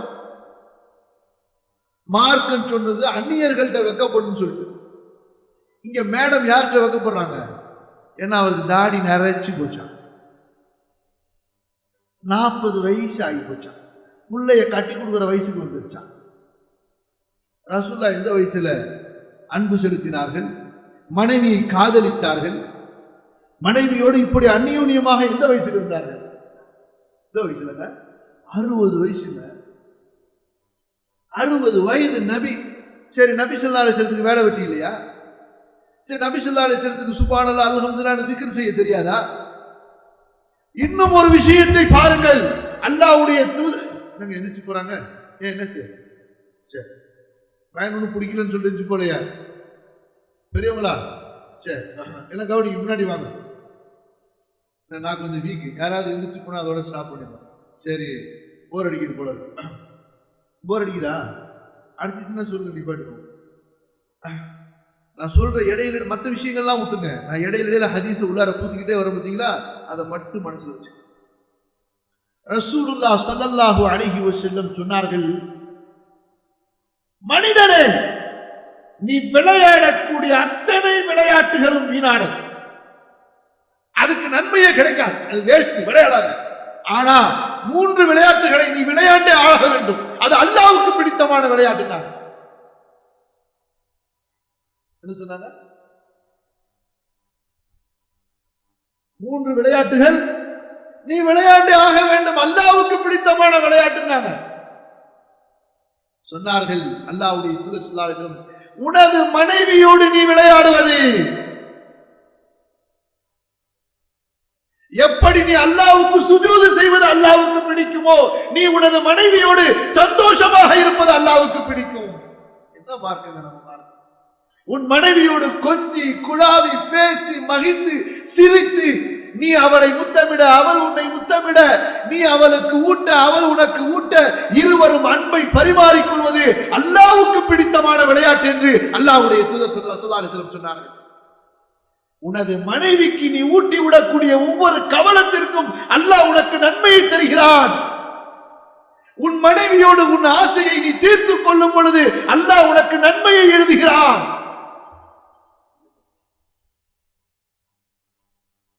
ஒரு சில விஷயம் இருக்கு, ஆனா கல்யாணம் ஆகாதவங்க உட்கார்ந்து இருக்கிறதுனால என்னால சொல்ல முடியல. சொன்னார்கள் ரசூல் ஸல்லல்லாஹு அலைஹி வஸல்லம், உனது மனைவியோடு நீ விளையாடுவது அல்லாஹ்வுக்கு பிடித்தமானது, அது குற்றம் பிடிக்க மாட்டாய். தொழுகையுடைய நேரம் தவிர, 5 வேளை தொழுகையுடைய நேரத்தை தவிர மற்ற நேரத்துல எல்லாம் நீ ரூம பூட்டிக்கிட்டு விளையாடிட்டு இருந்தா கூட அல்லாஹ் உன்னை குற்றம் பிடிக்க மாட்டாங்க. நேரம் வேஸ்ட் நினைக்காதீங்க. நம்மால கான்செப்டே மாத்திட்டான். மனைவிட்ட பேசிக்கிட்டு இருக்கிறது நேரம் வேஸ்ட் தான். கான்செப்ட் எப்படி மாத்திட்டான் சொல்ல மாட்டேங்கிறீங்க. மனைவிட்ட பேசுறது நேரம் வேஸ்டா? எடுப்பார். ஹலோ சொல்லு, சீக்கிரமா பிஸியா இருக்கேன் சொல்லு. மனைவி போன் பண்றாங்க, அஸ்ஸலாமு அலைக்கும் வரஹ்மத்துல்லாஹி வபரகாத்துஹு. அங்க இருந்து சலாம் வரும், சொல்லு சீக்கிரமா சொல்லு, இவ்வளவு பெருசா சொல்லிட்டு இருக்கேன், சரி சரி சீக்கிரமா சொல்லு. அப்படி இல்லைங்க, சாப்பாடு செஞ்சு. சாப்பாடா? அது நான் கொஞ்சம் வேலையா இருக்கேன், அப்புறமா பேசுறேன். என்ன அழகான சலாம் சொல்லி, அப்பா என் மனைவி போன் பண்ண சந்தோஷமா, அஸ்ஸலாமு அலைக்கும், என்ன செய்தி, நல்லா இருக்கு. மனைவி நம்பரை பார்த்து நீ பாப்பான், இதுவான், ஏன்டா இந்த நேரத்தில் போன் பண்ண எதிர்பார்ப்பு பார்க்கணும். என் மனைவி போன் பண்ணுவாங்களா, என் மனைவி போன் பண்ணுவாங்களா, போன் வச்சா என் மனைவி கிட்ட போனா வருது இருக்குதா, சொல்லுங்க பார்க்கலாம். என்னங்க என்ன இவ்வளவு நேரம் ஆச்சு, நான் ஆபீஸ்க்கு வந்து என் ஒய்ஃப் போன் பண்ண காரணம் என்னாச்சு தெரியலையே அப்படின்னு நம்மளாவது போன் பண்ணி கேட்கிறோமா? அப்பா நிம்மதியில் போன் வராம இருக்குது, நல்லா தப்பிச்சோண்டா இன்னைக்கு. ஏன்னா இது என்னன்னு தெரியல, போன் பண்ணிட்டாலும் ஏதாவது காசு கேட்பாலோ, ஏதாவது பட்ஜெட்டை போட்டுருவாளோ, என்னத்தை சொல்ல போறான்னு தெரியலையே. அவங்க அம்மா வந்திருக்கானா, தம்பி வந்திருக்கானா, மச்சான் வந்திருக்கானா, மாமா வந்திருக்கானா, என்னத்தை பிரச்சனை சொல்ல போறான்னு தெரியும். அல்லாஹ் அம்மாடி அல்ஹம்துலில்லாஹ் அப்படிங்கிறாங்க. என்னங்க கான்செப்டே மாறி போச்சு. நீங்க தொழுக நேரத்தை தவிர நீங்க கதவை சாத்திக்கிட்டு உங்க மனைவியோட என்னத்தை சந்தோஷமா பேசிக்கிறாலும் புறப்பட்டு பேசுறாதீங்க. என்ன பேசுறாதீங்க? அவங்க அம்மாவை பத்தி நீங்க திட்ட, உங்க அம்மாவை பத்தி அவங்க திட்ட, அதை மட்டும் செஞ்சிடாதீங்க. சந்தோஷமா நீ இருக்கியே, நீ உலகத்திலேயே கிளிய போட்டான் நீதான், என்னத்த மாதிரி இருந்தாலும் சரி இப்படி சொல்லி சந்தோஷமா இருங்க. அல்லாஹ் உங்களை குற்றமே பிடிக்க மாட்டாங்க, நன்மையா எழுதிக்கிட்டே இருப்பாங்க. நீங்க அல்லாஹ்வை மறந்தவர்கள் எழுதப்பட மாட்டீர்கள். இதுக்கு மேல என்னங்க மார்க்கம்? இதுக்கு மேல என்னங்க தீன்? உங்களது மனைவியிடத்தில் விளையாடுங்கள், பேசுங்கள், அமருங்கள், அவர்களுக்கு சாப்பாடு ஊட்டுங்கள் என்று மார்க்கம் சொல்லுகிறது. உணவு ஊட்டுங்கள் சொல்லுங்க. நம்ம என்னைக்கு ஊட்டி இருக்கிறோம்? ஆட்டுக்கு ஊட்டுவான், மாட்டுக்கு ஊட்டுவான், நாய்க்குட்டிக்கு ஊட்டுவான், பூனை குட்டிக்கு ஊட்டுவான், எல்லாத்துக்கும் ஊட்டுவான். மனைவிக்கு மட்டும் ஊட்டவே மாட்டான். அது என்னங்க வெக்கமா இல்லை அப்படிமா? என்னடா அது? மனைவிட்ட வெக்கமே படக்கூடாது. மனைவிட்ட வெக்கப்படலாமா? மனைவியை தவிர எல்லாருக்குமே வெக்கப்படணும். மனைவிட்ட வெக்கமே படக்கூடாது. எடுத்து கூட்டுறதுக்கு வெக்கமா இருக்கான். உன் மனைவிடா, ஏன்டா வெக்கப்படுற? கல்யாணம் ஆச்சுடா, நல்ல தைரியமா ஊட்டுறான் அப்படி ரசூலுல்லாஹ் சொல்றாங்க. உனது ஒரு கவலத்தை எடுத்து உனது மனைவிக்கு நீ ஊட்டுவது அது சுன்னான்னா. சில வீட்டுல எப்படி தெரியுமா, தாடி நரைச்சிருச்சுன்னு சொன்னா புருஷனை கிட்டக்கே வர விட மாட்டாங்க. ரெண்டு பேருக்கு தனித்தனி செப்பரேட் ரூம்ல படுப்பாங்க, கணவன் மனைவி, ஆனா செப்பரேட் ரூம். எனக்கு இன்னும் புரியல இந்த கான்செப்ட் தமிழ்நாட்டில். இந்த கான்செப்ட் தமிழ்நாட்டில் புரியவே இல்லை. தாய் தந்தை பிள்ளைங்கள்லாம் பெரிய பிள்ளைங்க ஆகிட்டாங்க. பெரிய பிள்ளைகிட்ட ஏன்டா வீட்டில் வச்சிருக்கோம்? கட்டி கொடுத்து அனுப்பிவிடு. பெரிய பிள்ளைய ஏன் வீட்டில் வச்சுட்டு உட்காந்துருக்கிறா? இதை கட்டி கொடுத்து வீட்டுக்கு அனுப்பு. அம்மா பொண்டாட்டி பிள்ளையோட அனுப்ப அவன. நீ எதுக்கு வீட்டில் வச்சுட்டு உட்காந்துருக்கிறா? இல்லையா? புள்ள பெருசாயிடுச்சுல, மாப்பிள்ளைய பார்த்து கட்டி கொடுத்து அனுப்ப வேண்டிய இடத்துக்கு அமானிதத்தை ஒப்படைச்சுக்கிட்டே இரு. ரசூலுல்லாஹ் அப்படித்தான் வாழ்ந்தார்கள். சொன்னவங்களுக்கு மனைவியோட பேசிக்கிட்டு போவாங்க. ஏன் இன்னும் மனைவியோடு விளையாண்டார்களா இல்லையா? ரசூலுல்லாஹி அலைஹி வஸல்லம் ஓடி பிடிச்சி விளையாண்டுருக்கிறாங்க, ஓட்டப்பந்தயம் விளையாண்டுக்கிறாங்க. ரசூலுல்லாஹி ஸல்லல்லாஹு அலைஹி வஸல்லம் ஓடி விளையாண்டிருக்கிறார்கள். இன்றைக்கு நமக்கு பிரச்சனை என்ன தெரியுமாங்க? எல்லாருக்கும் நேரம் கொடுப்பாங்க, மனைவியை தவிர. என்ன ஷஃபீக் பாய், ஃப்ரெண்டுக்கு நேரம் இருக்கு, ஆபீஸ்ல உள்ள லொசுக்கு எல்லாத்துக்கும் நேரம் இருக்கு. ஃப்ரெண்டோட சாப்பிட போனா 1 மணி நேரம், 2 மணி நேரம், 3 மணி நேரம். ஊர் சுத்த போனா 1 நாள், 2 நாள், 3 நாள்.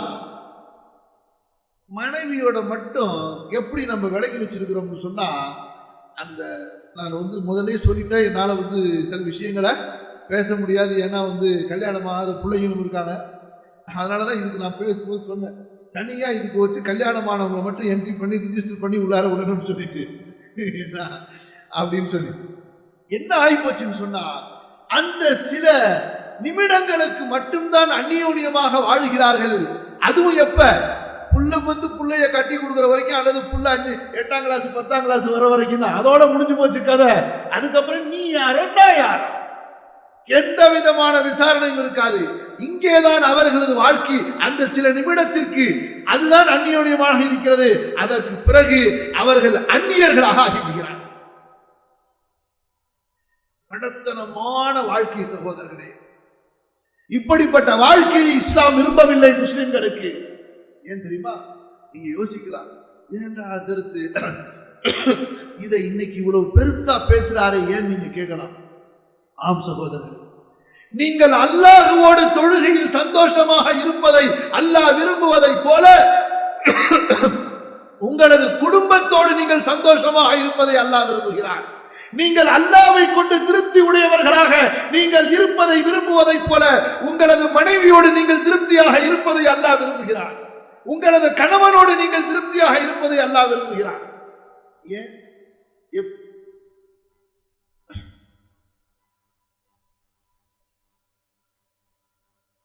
உங்களுக்கு ஒரு கேள்வி வரலாம், இதுக்கு அல்லாஹ்க்கு என்னங்க சம்பந்தம் வருதா இல்லையா? நான் கரெக்டா தொழுகிறேன், கரெக்டா அல்ஹம்து சூரா தஜ்வீதா என்ன மாதிரி யாருமே சரியா ஓத முடியாதுங்கிற நினைப்பு இருக்கு. எல்லாம் கரெக்டா நான் தொழுகிறேன், அல்லாஹ்வை நான் திருப்தி கொண்டுக்கிறேன்.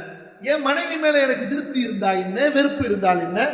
அதே போல பெண்ணு, நான் கரெக்டா புருக்கா போட்டேன்னு வச்சுக்கோங்களேன், என்னை யாருமே கண்டுபிடிக்க முடியாது. அந்த மாதிரி இழுத்து கட்டிக்கிட்டு போத்திக்கிட்டு அப்படியே கையில கிளவுஸ்,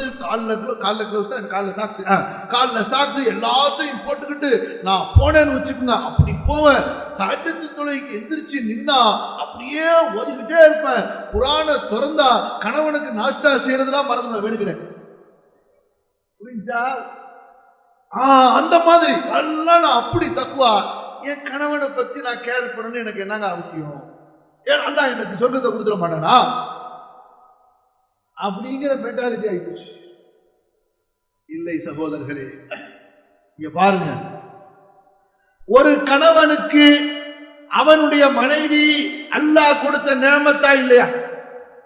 சொல்லுங்க, அல்லாஹ்வுடைய கிஃப்டா இல்லையா? இல்லன்னு தைரியமா சொல்லலாம் நீங்க. ஏன்னா அவங்க இப்ப இங்க இல்ல, என்ன இத ஆனா சொல்ல மாட்டோம். ஏத்துதான் மனசால ஒத்துக்கிறோமோ இல்லையோ சொல்லிதான் அல்லாஹ்வுடைய கிஃப்ட் மனைவி. என்ன ரசூலுல்லாஹ் சொல்றாங்க, கைரு மத்தாஇ துன்யா அல் மர்அத்து ஸாலிஹா. துன்யாவிலேயே இன்பங்களில் சிறந்த இன்பம் சாலிஹான மனைவிங்கிறாங்க. சரியா? அப்ப மனைவி அல்லாஹ்வுடைய கிஃப்ட்ல ஒரு கிஃப்ட். அப்ப அல்லாஹ் தஆலா உங்களுக்கு கிஃப்டா கொடுத்ததை நீங்க பொருந்திக்கிட்டீங்களா இல்லையா? அதே போல ஒரு மனைவிக்கு கணவன் அல்லாஹ்வுடைய கிஃப்டா இல்லையா? ஆமா, கிஃப்ட். உனக்கு அந்த கணவனோட இணக்கம் இல்லையா, விலகிட வேண்டியதான். இஸ்லாமிய மார்க்கத்துல இணக்கம் இல்லை என்றால் விலகிடுங்க அழகிய முறையில். அல்லாஹ் சொல்றான், இம்சாக்கும் பிமஅரூஃப் அவ் தஸ்ரீஹும் பிஇஹ்சான். அழகிய முறையில வாழுங்க, இல்லையா கண்ணியமான முறையில விட்டுடுங்க. அவ்வளவுதான் வாழ்க்கை. குடும்ப வாழ்க்கையை பொறுத்த வரைக்கும் அழகிய முறையில் சேர்ந்து வாழுங்கள், இல்லை என்றால் கண்ணியமாக விட்டு விடுங்கள். அப்ப ஒரு பெண் தனது கணவனை அல்லாஹ்வுடைய அருளாக கிஃப்டாக நினைப்பவள் அதை திருப்தி கொள்ளாத நிலையில் இருக்கலாமா? அதே போன்று ஒரு கணவன் தன்னுடைய மனைவி தனக்கு அல்லாஹ் கொடுத்த அருள் என்று அவன் நம்பி இருப்பானே, ஆனால் அந்த மனைவியை கொண்டு திருப்தி அடையாதவனாக அவன் இருக்கலாமா? அல்லாஹ் தஆலா அதற்கு தான் சொன்னான், உடனே மன்னித்து விடுங்கள், பெருந்தன்மையாக இருக்கிறது. நம்ம என்ன செய்யறோம்? நம்ம மனைவி கையில சமைச்சு அன்றாட சாப்பிடுறோம். நம்ம கேட்டு ருசியாவா இதை செய்ய அதை செய்ய இப்படி செய்ய அப்படி செய்யன்னு சொல்லி நம்ம ருசியா கேட்டு சாப்பிடுறோம். ஆனா அந்த மனைவியின் மீது எத்தனையோ பல கோபங்களை மனதிற்குள் மறைத்து வைத்துக் கொண்டவர்களாக, அவள் மீது பலவிதமான வெறுப்புகளை மறைத்துக் கொண்டவர்களாக இருக்கா இல்லையா?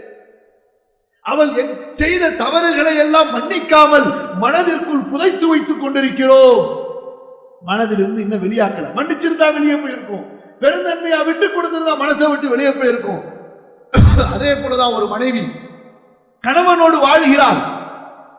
கணவனிடத்திலிருந்து செலவுகளை வாங்கிக் கொள்கிறாள், தனக்கு தேவையான உடைகளை வாங்குகிறாள், தனக்கு விருப்பமான பொருள்களை வாங்குகிறாள், தான் ஆசைப்படக்கூடிய நகை நட்டுகளை, உடைகளை, ஆபரணங்களை, வசதிகளை கணவனிடமிருந்து பெற்றுக் கொள்கிறாள். ஆனால் கணவன் செய்த தவறுகளை மன்னிக்காமல் அவளுடைய உள்ளங்களின் கோணங்களிலே, மூளைகளிலே, முடுக்குகளிலே கணவனின் மீது வெறுப்பிருந்து கொண்டே இருக்கிறது. கணவனின் மீது ஒரு விதமான காழ்ப்புணர்ச்சி, பகைமை இருந்து கொண்டே இருக்கிறது. அவன் திட்டிய திட்டுகள், அவன் ஏசிய ஏச்சுக்கள், எங்கேயாவது அவன் பேசியது செய்தது, இதெல்லாம் அவருடைய மனதிலே அங்கங்கே புதைந்து கொண்டிருக்கிறது. இந்த பாம்பு பொந்துல பாம்பு மறைஞ்சிருக்கும் பாருங்க, டச்சு பண்ண அப்படி வெளியே வரும் பாருங்க, அந்த மாதிரி மறைஞ்சிருக்கு. இதற்கு என்ன காரணம்? அவர்களுக்கு மத்தியிலே அந்த தொடக்கத்திலிருந்தே அன்பு, பெருந்தன்மை, விட்டுக் கொடுத்தல், நேசித்தல் என்பதன் மீது குடும்பம் உருவாக்கப்படாத காரணத்தால். அல்லாஹ்வுடைய தூதர் ஸல்லல்லாஹு அலைஹி வஸல்லம் இதற்குத்தான் நமக்கு வழிகாட்டினார்கள். எத்தகைய வழிகாட்டுதல்? நேசத்தின் மீது குடும்பம் அமைக்கப்பட வேண்டும். ஆகவேதான் நீ விரும்பக்கூடிய பெண்ணை மணமுடியுங்கள் என்று குர்ஆன் மிக தெளிவாக சொல்கிறது. ஃபன்கிஹு மா தாப லக்கும், நீங்கள் விரும்பிய பெண்ணை மணமுடியுங்கள். விரும்பாம அத்தா அம்மா சொன்னாங்க என்பதற்காக மட்டும் ஒரு பெண்ணை மணமுடிக்காதீர்கள். குர்ஆன் தெளிவான வழிகாட்டு. ஃபன்கிஹு மா தாப லக்கும். ரசூல் ஸல்லல்லாஹு அலைஹி வஸல்லம் இடத்துல ஒரு பெண் வந்தாங்க. யா ரசூலல்லாஹ், நான் என்னை உங்களுக்கு அன்பளிப்பாக தருகிறேன் அப்படின்னு சொன்னாங்க.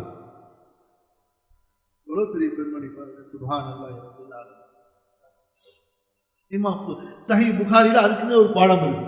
ஆனா அந்த பாடத்துல இங்க சொன்னா நம்மள வதப்பிங்க சொல்ல முடியாது. ஏன்னா எல்லாம் ஜாஹில்களா பெரும்பாலும் நீங்க கிடையாது. பொதுவா சொல்ற மக்களை பொறுத்தவரை ரசூல் ஸல்லல்லாஹு அலைஹி வஸல்லம் படத்தில் அந்த பெண்மணி தன்னை அன்பளிப்பாக தருகிறார். அல்லாஹ்வுடைய தூதரே, இன்னி வஹப்து நஃப்ஸி லக, என்னை நான் உங்களுக்கு அன்பளிப்பு செய்தேன், ஏற்றுக்கொள்ளுங்கள். ஃபஸவ்வபன் நظر فيها ஃபஸஅதஹா, நபி அவர்கள் அந்த பெண்ணை மேலிருந்து கீழ் வரை பார்த்தார்கள். ஃபலம் துஜிபுஹு, ஹதீஸுடைய நேரடி வாக்கு. அந்த பெண் நபியை கவரவில்லை. அதாவது நபியினுடைய கண்களுக்கு ஈர்ப்பாக அந்த பெண்ணின் தோற்றம் இல்லை. நேரடி தமிழாக்கம். நபி அவர்கள் அமைதியானார்கள். இதற்கிடையில் சபை முடிய போகிறது. கலைந்து செல்கிறார்கள் மக்கள் கூட்டம். அந்த பெண்மணி நிற்கிறார்.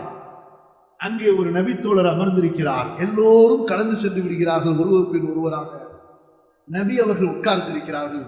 அந்த பெண்ணுக்கு என்ன பதில் சொல்வது என்று அங்கே ஒரு நபித்தோழர் சொல்கிறார். அமர்ந்திருந்தவர் இறுதியாக, அல்லாஹ்வுடைய தூதரே, இன்னலம் யகுன் லக பிஹா ஹாஜத்துன் ஃபஸவ்விஜ்னிஹா. யதார்த்த வாழ்க்கை சகோதரர்களே, இதைத்தான் நான் பலமுறை சொல்லிக்கொண்டே வருகிறேன். பகட்டுக்காக வாழாதீர்கள், பந்தாவுக்காக வாழாதீர்கள், பிறருக்காக வாழாதீர்கள். உங்களது யதார்த்த உணர்வுகளோடு ஹலாலோடு ஹலாலாக வாழுங்கள். உங்களது ஹலாலான ஆசைகளை கேட்டு பெறுங்கள். உங்களது ஹலாலான ஆசைகளை சொல்லி பெறுங்கள். உங்களது ஹலாலான ஆசைகளை தேடி பெறுங்கள். ஹராம் தானாக வந்தாலும் சரி, அதை விட்டு விரண்டு ஓடிவிடும். ஹராம் எல்லா வழிகளிலிருந்து தானா வருது, வேணாம் எனக்கு ஓடி போயிடுங்க. ஹலால் அதை கேட்டு பெறுங்கள், தேடி பெறுங்கள், ஆசை வைத்து பெறுங்கள். எனக்கு வேண்டும் என்று சொல்லி கேளுங்கள். ஹராம் வேண்டாம். இன்றைக்கு நம்ம ஹலால சொன்னா வெட்கப்படுவாங்க. இப்போ உங்க வயசு என்ன தாத்தா? தாத்தான்னு சொல்ல மாட்டாங்க, 70. இப்ப நான் உங்களுக்கு ஒரு 20 வயசு பொண்ணை கல்யாணம் பண்ணி வைக்கிறேன்னு சொன்னா நீங்க என்ன சொல்லுவீங்க? இந்த பத்தீங்களா, ஏப்பா என்ன உறுப்பு ஆலிம்சா பிரச்சனையை கிளப்பிடாதப்பா அப்படிமா. அப்படி நான் உங்களுக்கு சொன்னா என்ன இந்த சபையில் உள்ளவங்க என்ன நினைப்பாங்க? நீங்களே சொல்லுங்கப்பா. இன்னொருத்தவங்க என்ன சொல்லுவாங்க? குடும்பத்துல பிரச்சனை கிளப்புறாரு. 2. 3வது, ஏயா உனக்கு விவஸ்தை இல்ல, 70 வயசு கிழவனுக்கு போய் 20 வயசு கூட கட்டி வைக்கிறேன்னு சொல்றியா? அவருக்கு 20 வயசுல பேச்சு இருக்கியா? விவஸ்தை இல்லை உனக்கு. சொல்லுவீங்களா சொல்ல மாட்டீங்களா? நீங்க சொல்லுவீங்கல்ல. இப்ப பாருங்க, உங்களுக்கு நான் புகாரில இருந்து ஒரு ஹதீஸை சொல்றேன். அப்ப நீங்க என்ன சொல்லுவீங்கன்னு பாருங்க. உஸ்மான் ரலியல்லாஹு அன்ஹு அவர்கள், நீங்க புகாரி எழுதுறீங்கல்ல, டைப் படிக்கிறீங்கல்ல, நான் சொல்றதுக்கு நீங்க சாட்சி. அந்த இருக்காரு, அவர் புகாரி டைப் படிச்சுட்டு இருக்கிறார். ஏன்னா புகாரி கிதாப்ல அவர் தான் வெளியிடுறது. புகாரி கேள்வி ரஹமத் டெஸ்ட் அவங்கள்ட்ட கேளுங்க. ஏன்னா நீங்க வந்து அது மாதிரி சொன்னோம்னா அழிவுவாரோ, நமக்கு அல்லாஹ்வுடைய கிருபையில பொய் சொல்ற பழக்கமே இல்லை. நல்லா பாதுகாக்கணும் கடைசி வரைக்கும். அது ஹதீஸ் பேசுற நாவல பொய்யே சொல்லக்கூடாது. நல்லா பாதுகாக்கணும் கடைசி வரைக்கும். உஸ்மான் இப்னு அஃபான் ரலியல்லாஹு அன்ஹு வ அர்தாஹு அன்ஹு, அப்துல்லாஹ் இப்னு மஸ்ஊத். உஸ்மான் மதீனால இருந்து ஹஜ்ஜுக்கு வந்திருக்காங்க.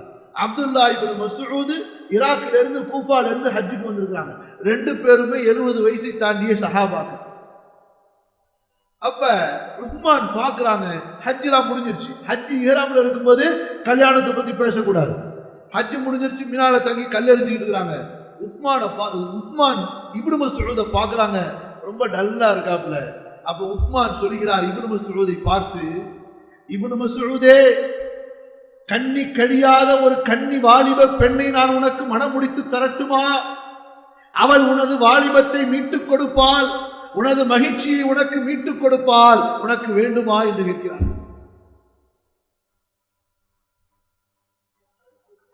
இப்ப ஓகேவா?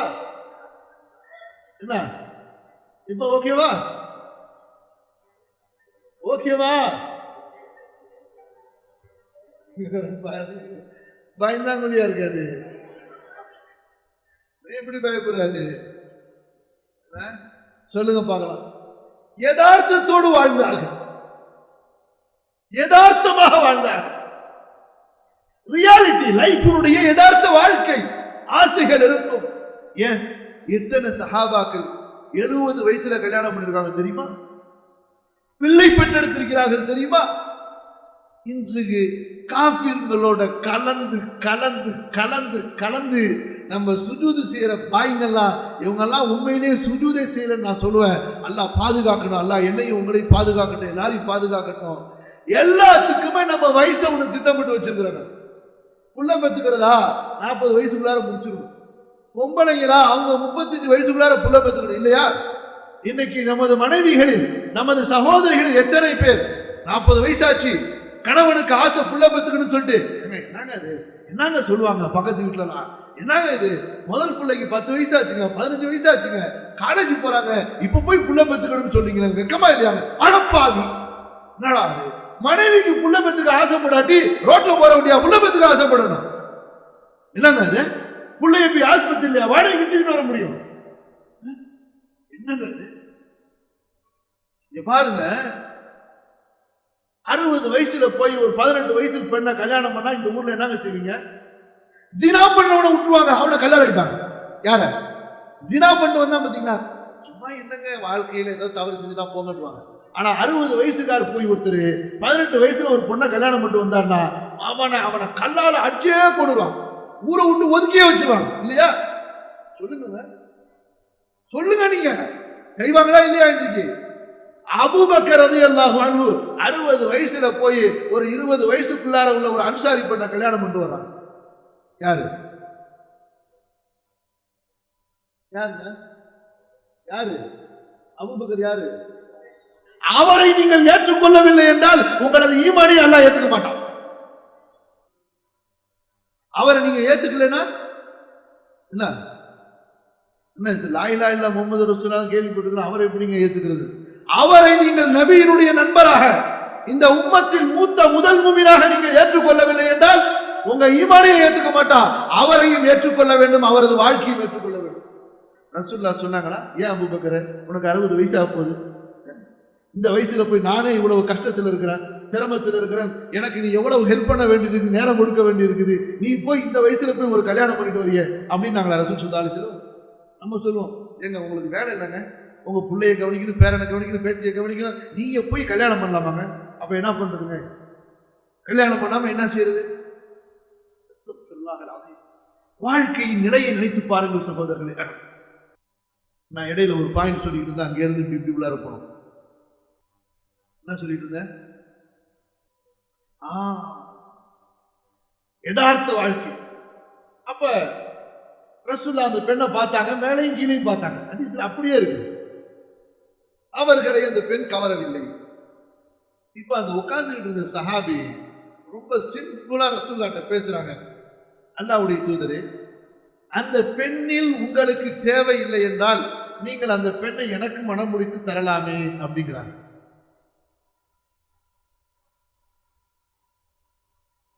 அந்த பெண்மணியை பாருங்க, ரசூலுல்லாஹ் இவர் சொன்னவன அந்த பெண்மணியை பார்க்கிறாங்க, அவங்க அப்படியே சைலண்டா இருக்காங்க. நம்ம ஊர் பெண்மணியா இருந்தா, ஓ உனக்கு வேணும்னா சொல்லு, நீ என்ன ஊருக்கு என்ன கட்டி வைக்கிறது, நீ ஏதோ பெரிய ஆளுன்னு சொல்லிட்டு உன்னை கேட்டு வந்தா நீ என்னது பெரிய வக்காலத்து வாங்குற? அவர்களை பொறுத்தவரை ஹலாலான வாழ்க்கை, அவர்களை பொறுத்தவரை என்ன தேவை? ஹலாலான வாழ்க்கை. நபி பார்த்தாங்க அந்த பெண்மணிய, அந்த பெண்மணி சம்மதமாக அமைதியாக இருந்தார்கள். ரசூலுல்லாஹ் கேட்டாங்க, ஏப்பா கல்யாணம் பண்ணு சொல்லி என்னப்பா சொத்து வச்சிருக்க? நம்ம கேட்கிறோமா இல்லையா? இன்னைக்கு ஒருத்தர் வந்து கேட்டார், நான் வெல் டெவலப் ஃபேமிலியா பாக்குறேன், நல்ல பேக்ரவுண்ட் இருக்குன்னு சொன்னாரு. நான் சொன்ன ஃபுட்பால் கிரவுண்ட் வேணா இருக்கு அவங்க வீட்டு பக்கத்துல, அதை வேணா எழுதி வாங்கிக்கோங்க. கார்பரேஷன் ஃபுட்பால் கிரவுண்ட் இருக்கு, அதை வேணா எழுதி வாங்கிக்கோங்க. எல்லாம் well to develop, well to என்ன சொல்றது, வெல் டு டூ. எல்லாம் பணக்காரங்க எல்லாத்துக்கும் ஒரே ஆசைங்க, பணத்து மேல, பணக்காரங்களுக்கும் பணத்து மேல ஆசை.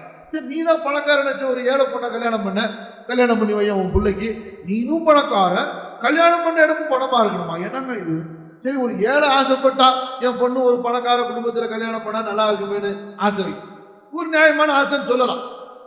ஒரு ஏழை பையன் கல்யாணம் ஆசைப்பட்டான், ஒரு நல்ல டெவலப்பான ஒரு ஸ்டாண்டர்டான ஒரு குடும்பத்துல கல்யாணம் பண்ணா நம்ம லைஃப் நல்லா இருக்குமே அப்படின்னு அவன் ஆசைப்பட்டானா அது ஒரு நியாயமா ஏத்துக்குங்களா? சும்மா உதாரணத்துக்கு சொல்றேன். ஆனா இவரே பணக்காரரு, இவர்கிட்ட இருக்கிற பங்களாவே அவ்வளவு பெருசு. இவர் என்ன ஆசைப்படுறாரு? என் பொண்ண பணக்கார இடத்துலதான் கட்டி கொடுக்கணும். அதே போல இவர் பொண்ணு எடுத்தாலும் பணக்கார இடத்துலதான் கட்டணும். வாழ்க்கையினுடைய அர்த்தமே தெரியாதவர்கள், அன்புக்கு விலை போட தெரியாதவர்கள். சரி விடுங்க. அப்ப நபி ஸல்லல்லாஹு அலைஹி வஸல்லம் கேட்டாங்க, என்னப்பா சொத்து வச்சிருக்கிறேன்னு சொல்லிட்டு. யார சொல்லலாம், சொத்தா என்கிட்ட என்னங்க இருக்கு சொத்து? ஒண்ணுமே இல்லை ரசூலுல்லாஹ். ஒண்ணுமே இல்லையா? எப்படிப்பா கல்யாணம் பண்றது? மகர் கொடுக்கணுமாப்பா? யார சொல்ல அப்படி பார்த்தாரு. யார சொல்ல கைலி வச்சிருக்காரு, கைலி கட்டிருக்காருல்ல, கைலி. யார சொல்ல அந்த கைலி இருக்குன்னாரு. நீ இதை அவளுக்கு கொடுத்தீங்கன்னா நீ எதை கட்டுவ? அவளுக்கு யதார்த்தமா பேசுறாங்க பாருங்க. அவளுக்கு நீ இதை கொடுத்து விட்டால் நீ எதை கட்டிப்ப? நீ கட்டிக்கிட்டா அவளுக்கு என்ன ஆச்சு? ஏன்னா மகரிடம் கொடுத்தாச்சுல. நம்மால் எப்படி தெரியுமா, மகர் இங்க கொடுப்பான், இந்த பக்கம் வைப்பான், எழுதிடுவான். இந்த பாரு எழுதியிருக்கிற கேட்டுறத என்ன அப்படின்னு சொல்லிட்டு இதை வேற பயமுறுத்தி வச்சிருக்கலாம். மகர் கொடுத்தா தலா கொடுத்துருவாங்க. அதனால சில சமயத்துல போய் நம்ம சகோதரர்கள் சொல்லுவாங்க, மகர் கொடுத்தா அதிரத்து என் மனைவி வாங்கவே இல்லை, அழுதுட்டு ஓடி வந்தாங்க. என்னடா சொன்னா பயமுறுத்தி வச்சிருக்கிறாங்க. ஏன்னா தலாக்கு கொடுத்தாதான் அந்த நேரத்துல தான் மகரை பத்தி பேசி பேசி ஒரு காலகட்டமாக்குனதுனால இன்னைக்கு அந்த மாதிரி ஆகிப்போச்சு. அப்ப அப்படி சொன்ன உடனே ரசூலுல்லாஹ் சொன்னாங்க, சரிப்பா வீட்டுல போய் பாரு ஏதாவது இருக்குதான்னு சொல்லிட்டு ஒரு இரும்பு மோதிரமாவது ஏதாவது கிடைச்சா எடுத்து வாப்பா தேடி. அவரும் போய் வீட்டுல தேடி தேடி தேடி பார்த்தாரு, வீட்டுல ஒண்ணுமே கிடைக்காது. நம்ம வீட்டுல உள்ள ஒரு இருக்கிற சாமான வித்தாலே ஒரு 5 லட்சம் ரூபாய்க்கு போகுது. 1 லட்சம் ரூபாய்க்கு அது போகுது. என்ன ஃபேனு, டியூப்லைட்டு, ஏசி, அந்த மாதிரி லொட்டு ரோஸுக்கு சாமான்லாம் வித்தா போமா இல்லையா? எப்படியாவது எவ்வளவு ஏழை விழா இருந்தாலும் ஒரு 50,000 ரூபாய்க்கு சாமான் இருக்காதா? அவர் சொன்னாரு, தேடி தேடி பார்த்த ரசூலுல்லாஹ் ஒரு இரும்பு மோதிரத்தின் அளவு கூட காசு இல்லை ரசூலுல்லாஹ்னு வந்தார். பொண்ணு நிக்குது, கல்யாணம் பண்ணி வச்சுதான் போவேன்னு சொல்லிட்டு மாப்பிள்ள ஒத்த கால நிக்கிறாரு, கல்யாணம் பண்ணி வைங்கன்னு சொல்லிட்டு என்ன செய்யுது? ரசூலுல்லாஹ்ட்ட காசு இல்லை. இருந்தா ரசூலுல்லாஹ் மஹரா கொடுத்துருப்பாங்க. கடைசியில ரசூலுல்லாஹ் கேட்டாங்க, மைடியர் குர்ஆன் மனப்பாடமா ஏதாவது தெரியுமான்னு கேட்டாங்க. அல்ஹம்துலில்லாஹ், இதை முதல்லயே கேட்கலையே. யா ரசூலுல்லாஹ் சப்ஹிஸ்ம ரப்பிக்கல் ஆலா தெரியும், ஹல்லத்தாக்கு தெரியும், அது தெரியும், இது தெரியும் என்கிட்ட போதுப்பா, இதை நீ அவளுக்கு மனப்பாடமா கற்றுக் கொடுத்துரு, நான் உனக்கு கல்யாணம் பண்ணி வச்சது சந்தோஷமா போயிடுவான். அவர்கள் மறுமைக்காக வாழ்ந்தார்கள். எனவே அவர்களுக்கு வறுமை ஒரு பிரச்சனை இல்லை. அவர்கள் அன்புக்காக வாழ்ந்தார்கள். எனவே அவர்களுக்கு ஆடம்பரம் ஒரு பிரச்சனை இல்லை. அவர்கள் பாசத்திற்காக வாழ்ந்தார்கள். எனவே பகட்டு வாழ்க்கை அவர்களுக்கு தெரியாது. அவர்கள் அல்லாஹ்வுக்காக வாழ்ந்தார்கள். எனவே இந்த பங்களா, காரு, வசதி, பணம் இதெல்லாம் அவங்களுக்கு ஒரு பொருட்டே கிடையாது. இதெல்லாம் ஒண்ணுமே கிடையாது. அவர்கள் அப்படித்தான் வாழ்க்கையை அமைத்தார். அதே போலதான் பெண்களா இருந்தால். எதுக்கு இந்த விஷயத்தை சொன்னேன்னு சொன்னா, அங்கே இருந்து வந்த உங்களுக்கு மனம் ஒப்பிய பெண்ணை மட்டுமே மன முடியும். அதனாலதான் ரசூல் ஸல்லல்லாஹு அலைஹி வஸல்லம் இடத்துல வந்து சஹாபாக்கள் பலமுறை சொன்னாங்க, நான் அந்த பொண்ணை பெண்ணு பேசியிருக்கிற ரசூலுல்லாஹ் கல்யாணம் பண்ண போறேன்னு சொல்லிட்டு. ரசூலுல்லாஹ் சொன்னாங்க, எல்லாம் சரிதான், நீ போய் ஒரு தடவை பார்த்துக்கப்பா, பார்த்ததுக்கு பிறகு முடிவு செய்வானா. ஏன்? மிக தெளிவாக சொன்னார்கள், ஃபஇன்னஹு அத்வமு பைனக்கும் லில் மஹப்பதி, அது உங்களுக்கு மத்தியிலே அன்பை உருவாக்கும் நிரந்தரமாக என்று சொன்னார்கள். நம்மால சில ஊர்கள்ல, பல ஊர்கள்ல காட்டவே மாட்டாங்க. கடைசியில இப்படித்தாங்க, ஹலாலில் நெருக்கடியை கொண்டு வந்தால் ஹராமுடைய ஆசல் திறந்து விடும். இன்னைக்கு 2 பேரும் ஜோடியா கல்யாணத்துக்கு முன்னாடியே சுத்த ஆரம்பிச்சிட்டாங்க இல்லையா? ஹலாலா ஒரு தடவை பார்த்துக்கிறதுக்கு அனுமதி கொடு என்று இஸ்லாம் சொன்னது, அதை கொடுக்கல. இப்ப கடைசியில என்ன ஆயிடுச்சு? 2 பேருக்கும் கல்யாணம் பேசின உடனேயே 2 பேரும் ஜோரா பறக்க ஆரம்பிச்சிட்டாங்க இல்லையா? ஹலாலிலே நெருக்கடியை நீங்கள் கொண்டு வந்தால் ஹராமுடைய வாசல் திறந்து. அப்ப கண்ணியத்துக்குரியவர்களே, அதே போலதான் பெண்களை பொறுத்தவரை உங்களுக்கு ஒரு மாப்பிள்ளை மனமா உங்களுடைய முழு மனதோடு அந்த மாப்பிள்ளையின் மீது உங்களுக்கு பிரியம் வராத வரை நீங்கள் திருமணத்திற்கு ஒத்துக்கொள்ளாதீர்கள் என்று மார்க்கம் சொல்லுகிறது. ஏதோ எங்க அத்தா அம்மா விரும்பிட்டாங்க, நான் கட்டிக்கிட்டேன், அதனாலதான் கடைசி வரைக்கும் சந்தோஷம் இல்லாம வாழ். சரிங்க, இப்ப சில பேர் கேட்கலாம், அதற்கு இப்படித்தான் எங்களுக்கு லைஃப் ஆரம்பிச்சிருச்சு, இப்ப என்ன அதற்கு செய்யறதுன்னு சொல்லி. நான் என்னகிட்டையும் கேட்கல எங்க அத்தா அப்படின்னு கணவனும் சொல்ல, அதே போல மனைவியும் சொல்ல, இப்ப என்ன செய்யுது, அதுக்கு ஒரு தீர்வு வேணும்ல. கடைசியா சொல்லுவோமா இப்ப சொல்லிடுவோமா? கடைசியா சொல்லுவோமா வச்சுக்கோங்க. அப்ப ரசூலுல்லாஹி ஸல்லல்லாஹு அலைஹி வஸல்லம் பெண்களுக்கு இதை தெளிவாக சொன்னார். இதே சஹீஹ் புகாரியுடைய ஹதீஸ், ஹன்சா பின்த் ஹிதாம் வராங்க, அல்லாஹ்வுடைய தூதரே என் தந்தை கல்யாணம் பண்ணி வச்சார். என்னம்மா கல்யாணம் பண்ணி வச்சா என்ன இருக்கு, என்ன செஞ்சிட்டாரு? இல்லை அல்லாஹ்வுடைய தூதரே, தனது சகோதரன் மகனுக்கு கல்யாணம் பண்ணி வைத்து விட்டார். என்ன ஹலால் தானே, பண்ணிக்கிட்டா என்ன? இல்லை அல்லாஹ்வுடைய தூதரே, அந்த பையனை எனக்கு பிடிக்கவில்லை. எவ்வளவு தெல்ல தெளிவா வந்து மஸ்ஜிதுல நேரா ரசூலுல்லாஹ்ட்ட சொல்லக்கூடிய அளவிற்கு அல்லாஹ்வுடைய மார்க்கத்திலே பெண்களுக்கு தைரியம், அந்த உரிமை கொடுக்கப்பட்டிருந்தது. இன்றைக்கு அப்படியே ஒரு ரூம்ல அடைச்சு வச்சு பின்னாடியால ஒரு குத்திக்கிட்டே இருப்பான் ஒரு வயசான கிழவி. யார? அந்த பொண்ணை வந்து கேட்பான், சொல்லு சொல்லு ஊ ஊ சொல்லு ஊ சொல்லு ஊ சொல்லுன்னு சொல்லிட்டு என்ன பண்ணும்? அதுக்கு முன்னாடியே மிரட்டி அரட்டி உருட்டி குத்தி பூஞ்ச பழந்து நான் போட்டு வச்சு எல்லா உரிமையும் பறிச்சு சொல்லு சொல்லு சொல்லு. நடக்குதா இல்லையா? இன்றைக்கு நடக்குதுங்களா இல்லையா? இதுல சில ஊர் இருக்குது, 5 வயசுலயே பிள்ளைக்கு மாப்பிள்ளை, பிள்ளைக்கு பொண்ணை எழுதி வச்சிருவாங்க. முடிஞ்சு கதை, அவ்வளவுதான். தலையெழுத்து எழுதுற மாதிரி, விதி எழுதுற மாதிரி எழுதி வச்சிருவாங்க. அதுக்கு என்ன கரெக்டா இல்லையா? இந்த பாருங்க சாட்சி தான் இருக்க. ஏன்னா 5 வயசு இல்ல, கல்யாணம் பண்ணும் போதே கூட என் பிள்ளைய உனக்கு தான், உன் பிள்ளை எனக்கு தான், ஆம்பளை பிள்ளை பிறந்தா இப்படி, பொம்பளை பிள்ளை பிறந்தா இப்படி எல்லாம் எழுதி வச்சிருவாங்க. முடிஞ்சு கதை. அதுக்கு பிறகு அந்த இருவரும் படித்து வளர்ந்து வரும் பொழுது அவர்களுடைய விருப்பு வெறுப்புகள் எதுவாக மாறினாலும் சரி, எந்த உரிமையும் கொடுக்கப்படுவதில்லை. தலைவிதி எழுதின மாதிரி இதைதான் நீ செஞ்சாகணும், அதற்காக என்ன விலை கொடுத்தாலும் சரி. அந்த ஊர்லங்க ஒரு பொண்ணு ஓடி போச்சு. நான் சொல்ற சம்பவத்தை சொல்லிக்கிறேன், ஏன்னா வேதனைக்காக சொல்கிறேன். ஓடி போயிடுச்சு. வீட்டுல இந்த மாதிரி பிடிக்காத ஒருத்தனை பேசி வச்சுட்டாங்க, கல்யாணம் பண்ணி வச்சிருவாங்கன்னு சொல்லி ஓடி போய் இன்னொரு முஸ்லீம் பையனோட கல்யாணம் பண்ணி வாழ்ந்துகிட்டு இருக்கு. தேடி கண்டுபிடிச்சி அடிச்சு உதச்சி அந்த பையனை தூக்கி கொண்டு போய் எங்கேயோ போட்டு அந்த பொண்ணை இழுத்துட்டு வந்து, ஏற்கனவே பேசி வச்சிருந்தாங்க பாருங்க, அவனுக்கு கட்டி வச்சாங்க. தலாக்கு நடக்கல, ஒன்றும் நடக்கல. அப்படியே தலாக்கு விட்டாலும் இந்த தலாக்கு செல்லுபடி ஆகுமா? ஒருத்தர் அடிச்சு உதச்சு வாங்கின தலாக்கு.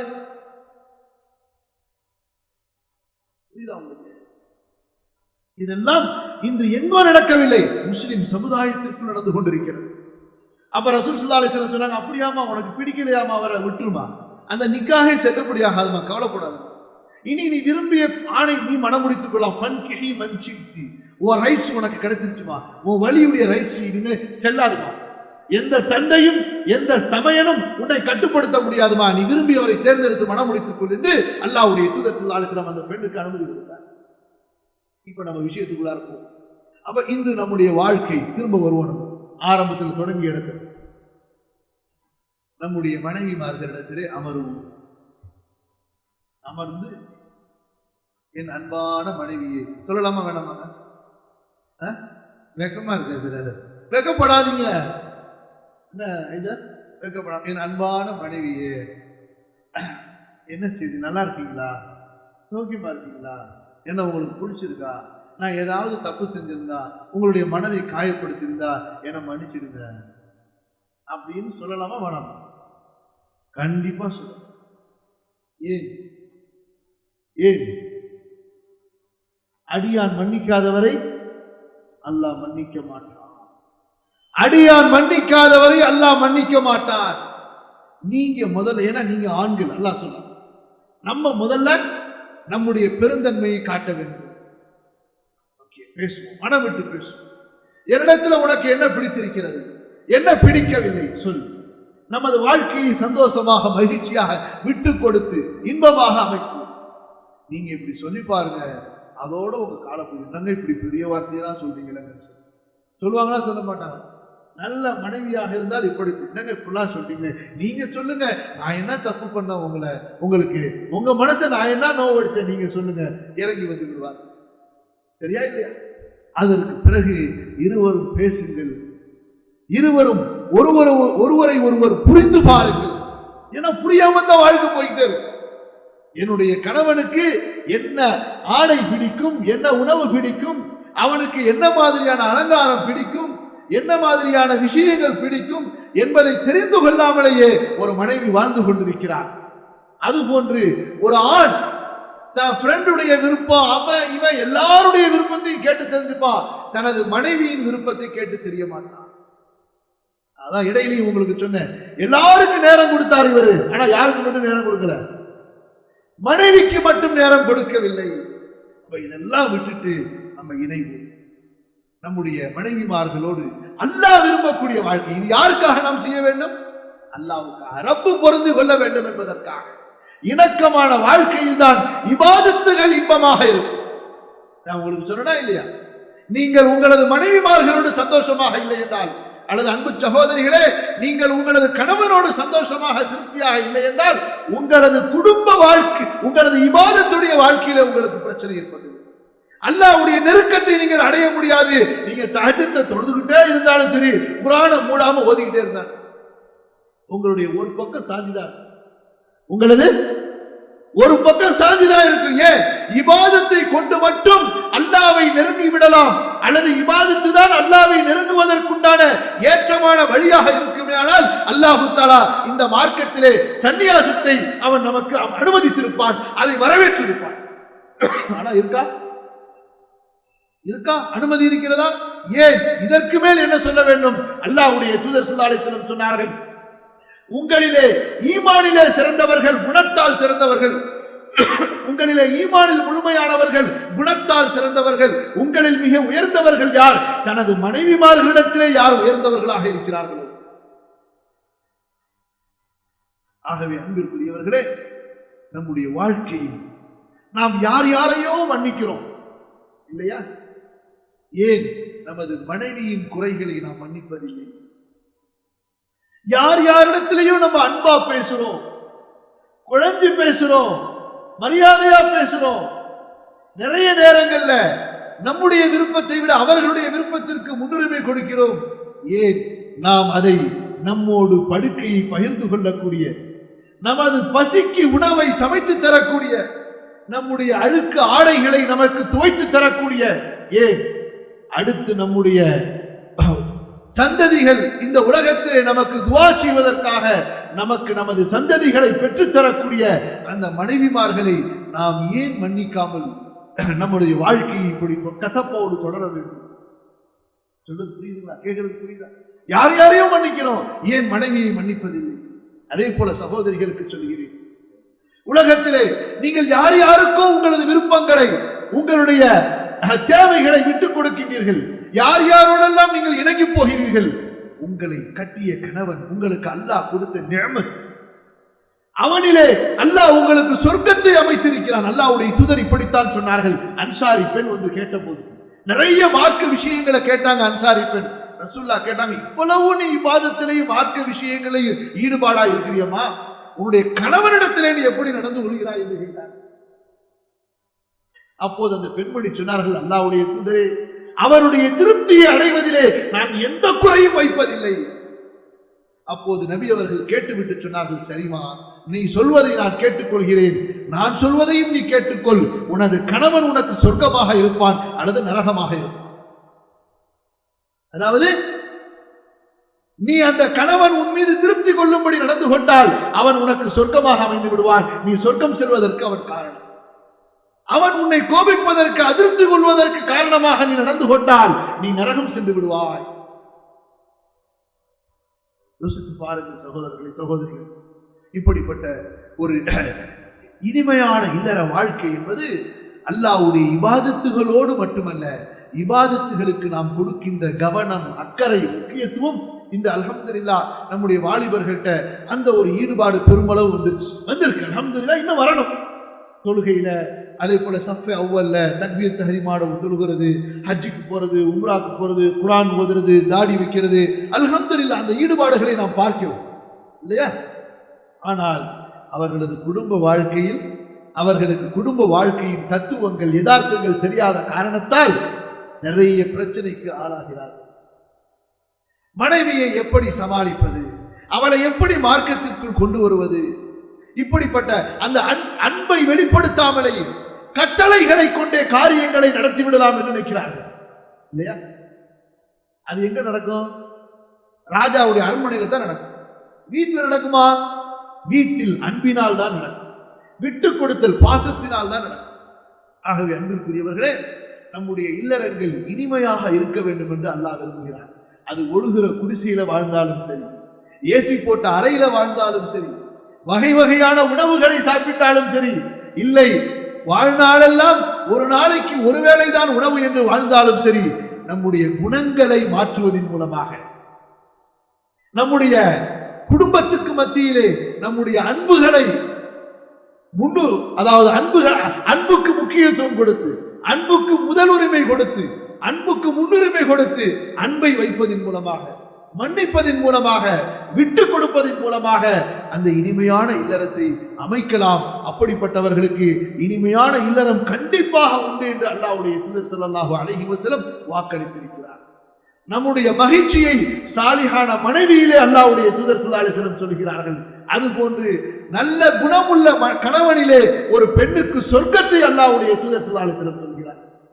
ஆகவே இப்படிப்பட்ட ஒரு நல்ல குடும்பத்தை உருவாக்குவோம். அதற்கு நம்மை நாம் கொஞ்சம் மாற்றுவோம். ஹலாலான விஷயங்களிலே வெட்கப்படாதீர்கள். திரும்ப சொல்கிறேன், ஹலாலான விஷயங்களில் வெட்கப்படாதீர்கள். ஹராமை விட்டு வெகு தூரம் சென்று விடுங்கள்.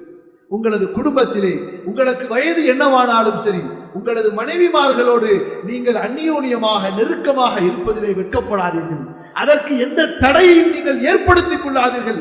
உங்களது சிந்தனையில் உள்ள தடை, உங்களது வாழ்க்கையில் இருக்கக்கூடிய தடைகள், இவற்றையெல்லாம் நீங்கள் எடுத்து விடுங்கள். அதுபோன்று உங்களது பிள்ளைகளோடு, அவர்களுக்கு என்ன வயதானாலும் சரி, அவன் பிள்ளை பெற்று அவன் பேரன் எடுத்தாலும் சரி, உங்களுக்கு அவன் பிள்ளை, அவனோடு கட்டி அணைத்து தழுவி, பிள்ளையே, மகனே, மகளே என்று சந்தோஷமாக சலாம் சொல்லி கை கொடுத்து முத்தமிட்டு கட்டி அணைத்து அவர்களை வரவேறுங்கள்.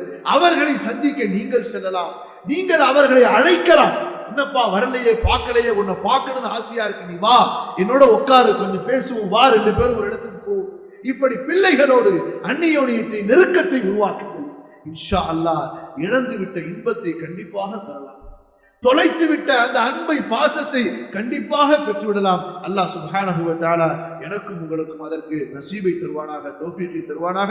நமது குடும்பங்களிலே ஏற்பட்ட பிளவுகளை, கசப்புகளை, இன்னும் மனஸ்தாபங்களை எல்லாம் போக்கி மகிழ்ச்சியான நல்ல இனிமையான குடும்ப வாழ்க்கையை, இல்லற வாழ்க்கையை எனக்கும் உங்களுக்கும் எல்லா முஸ்லிம்களுக்கும் அமைத்து தருவானாக. அஸ்தக்ஃபிருல்லாஹல் அஸீம் லீ வ லக்கும் ஃபஸ்தக்ஃபிருஹு இன்னஹு ஹுவல் கஃபூருர் ரஹீம். அஸ்ஸலாமு அலைக்கும்.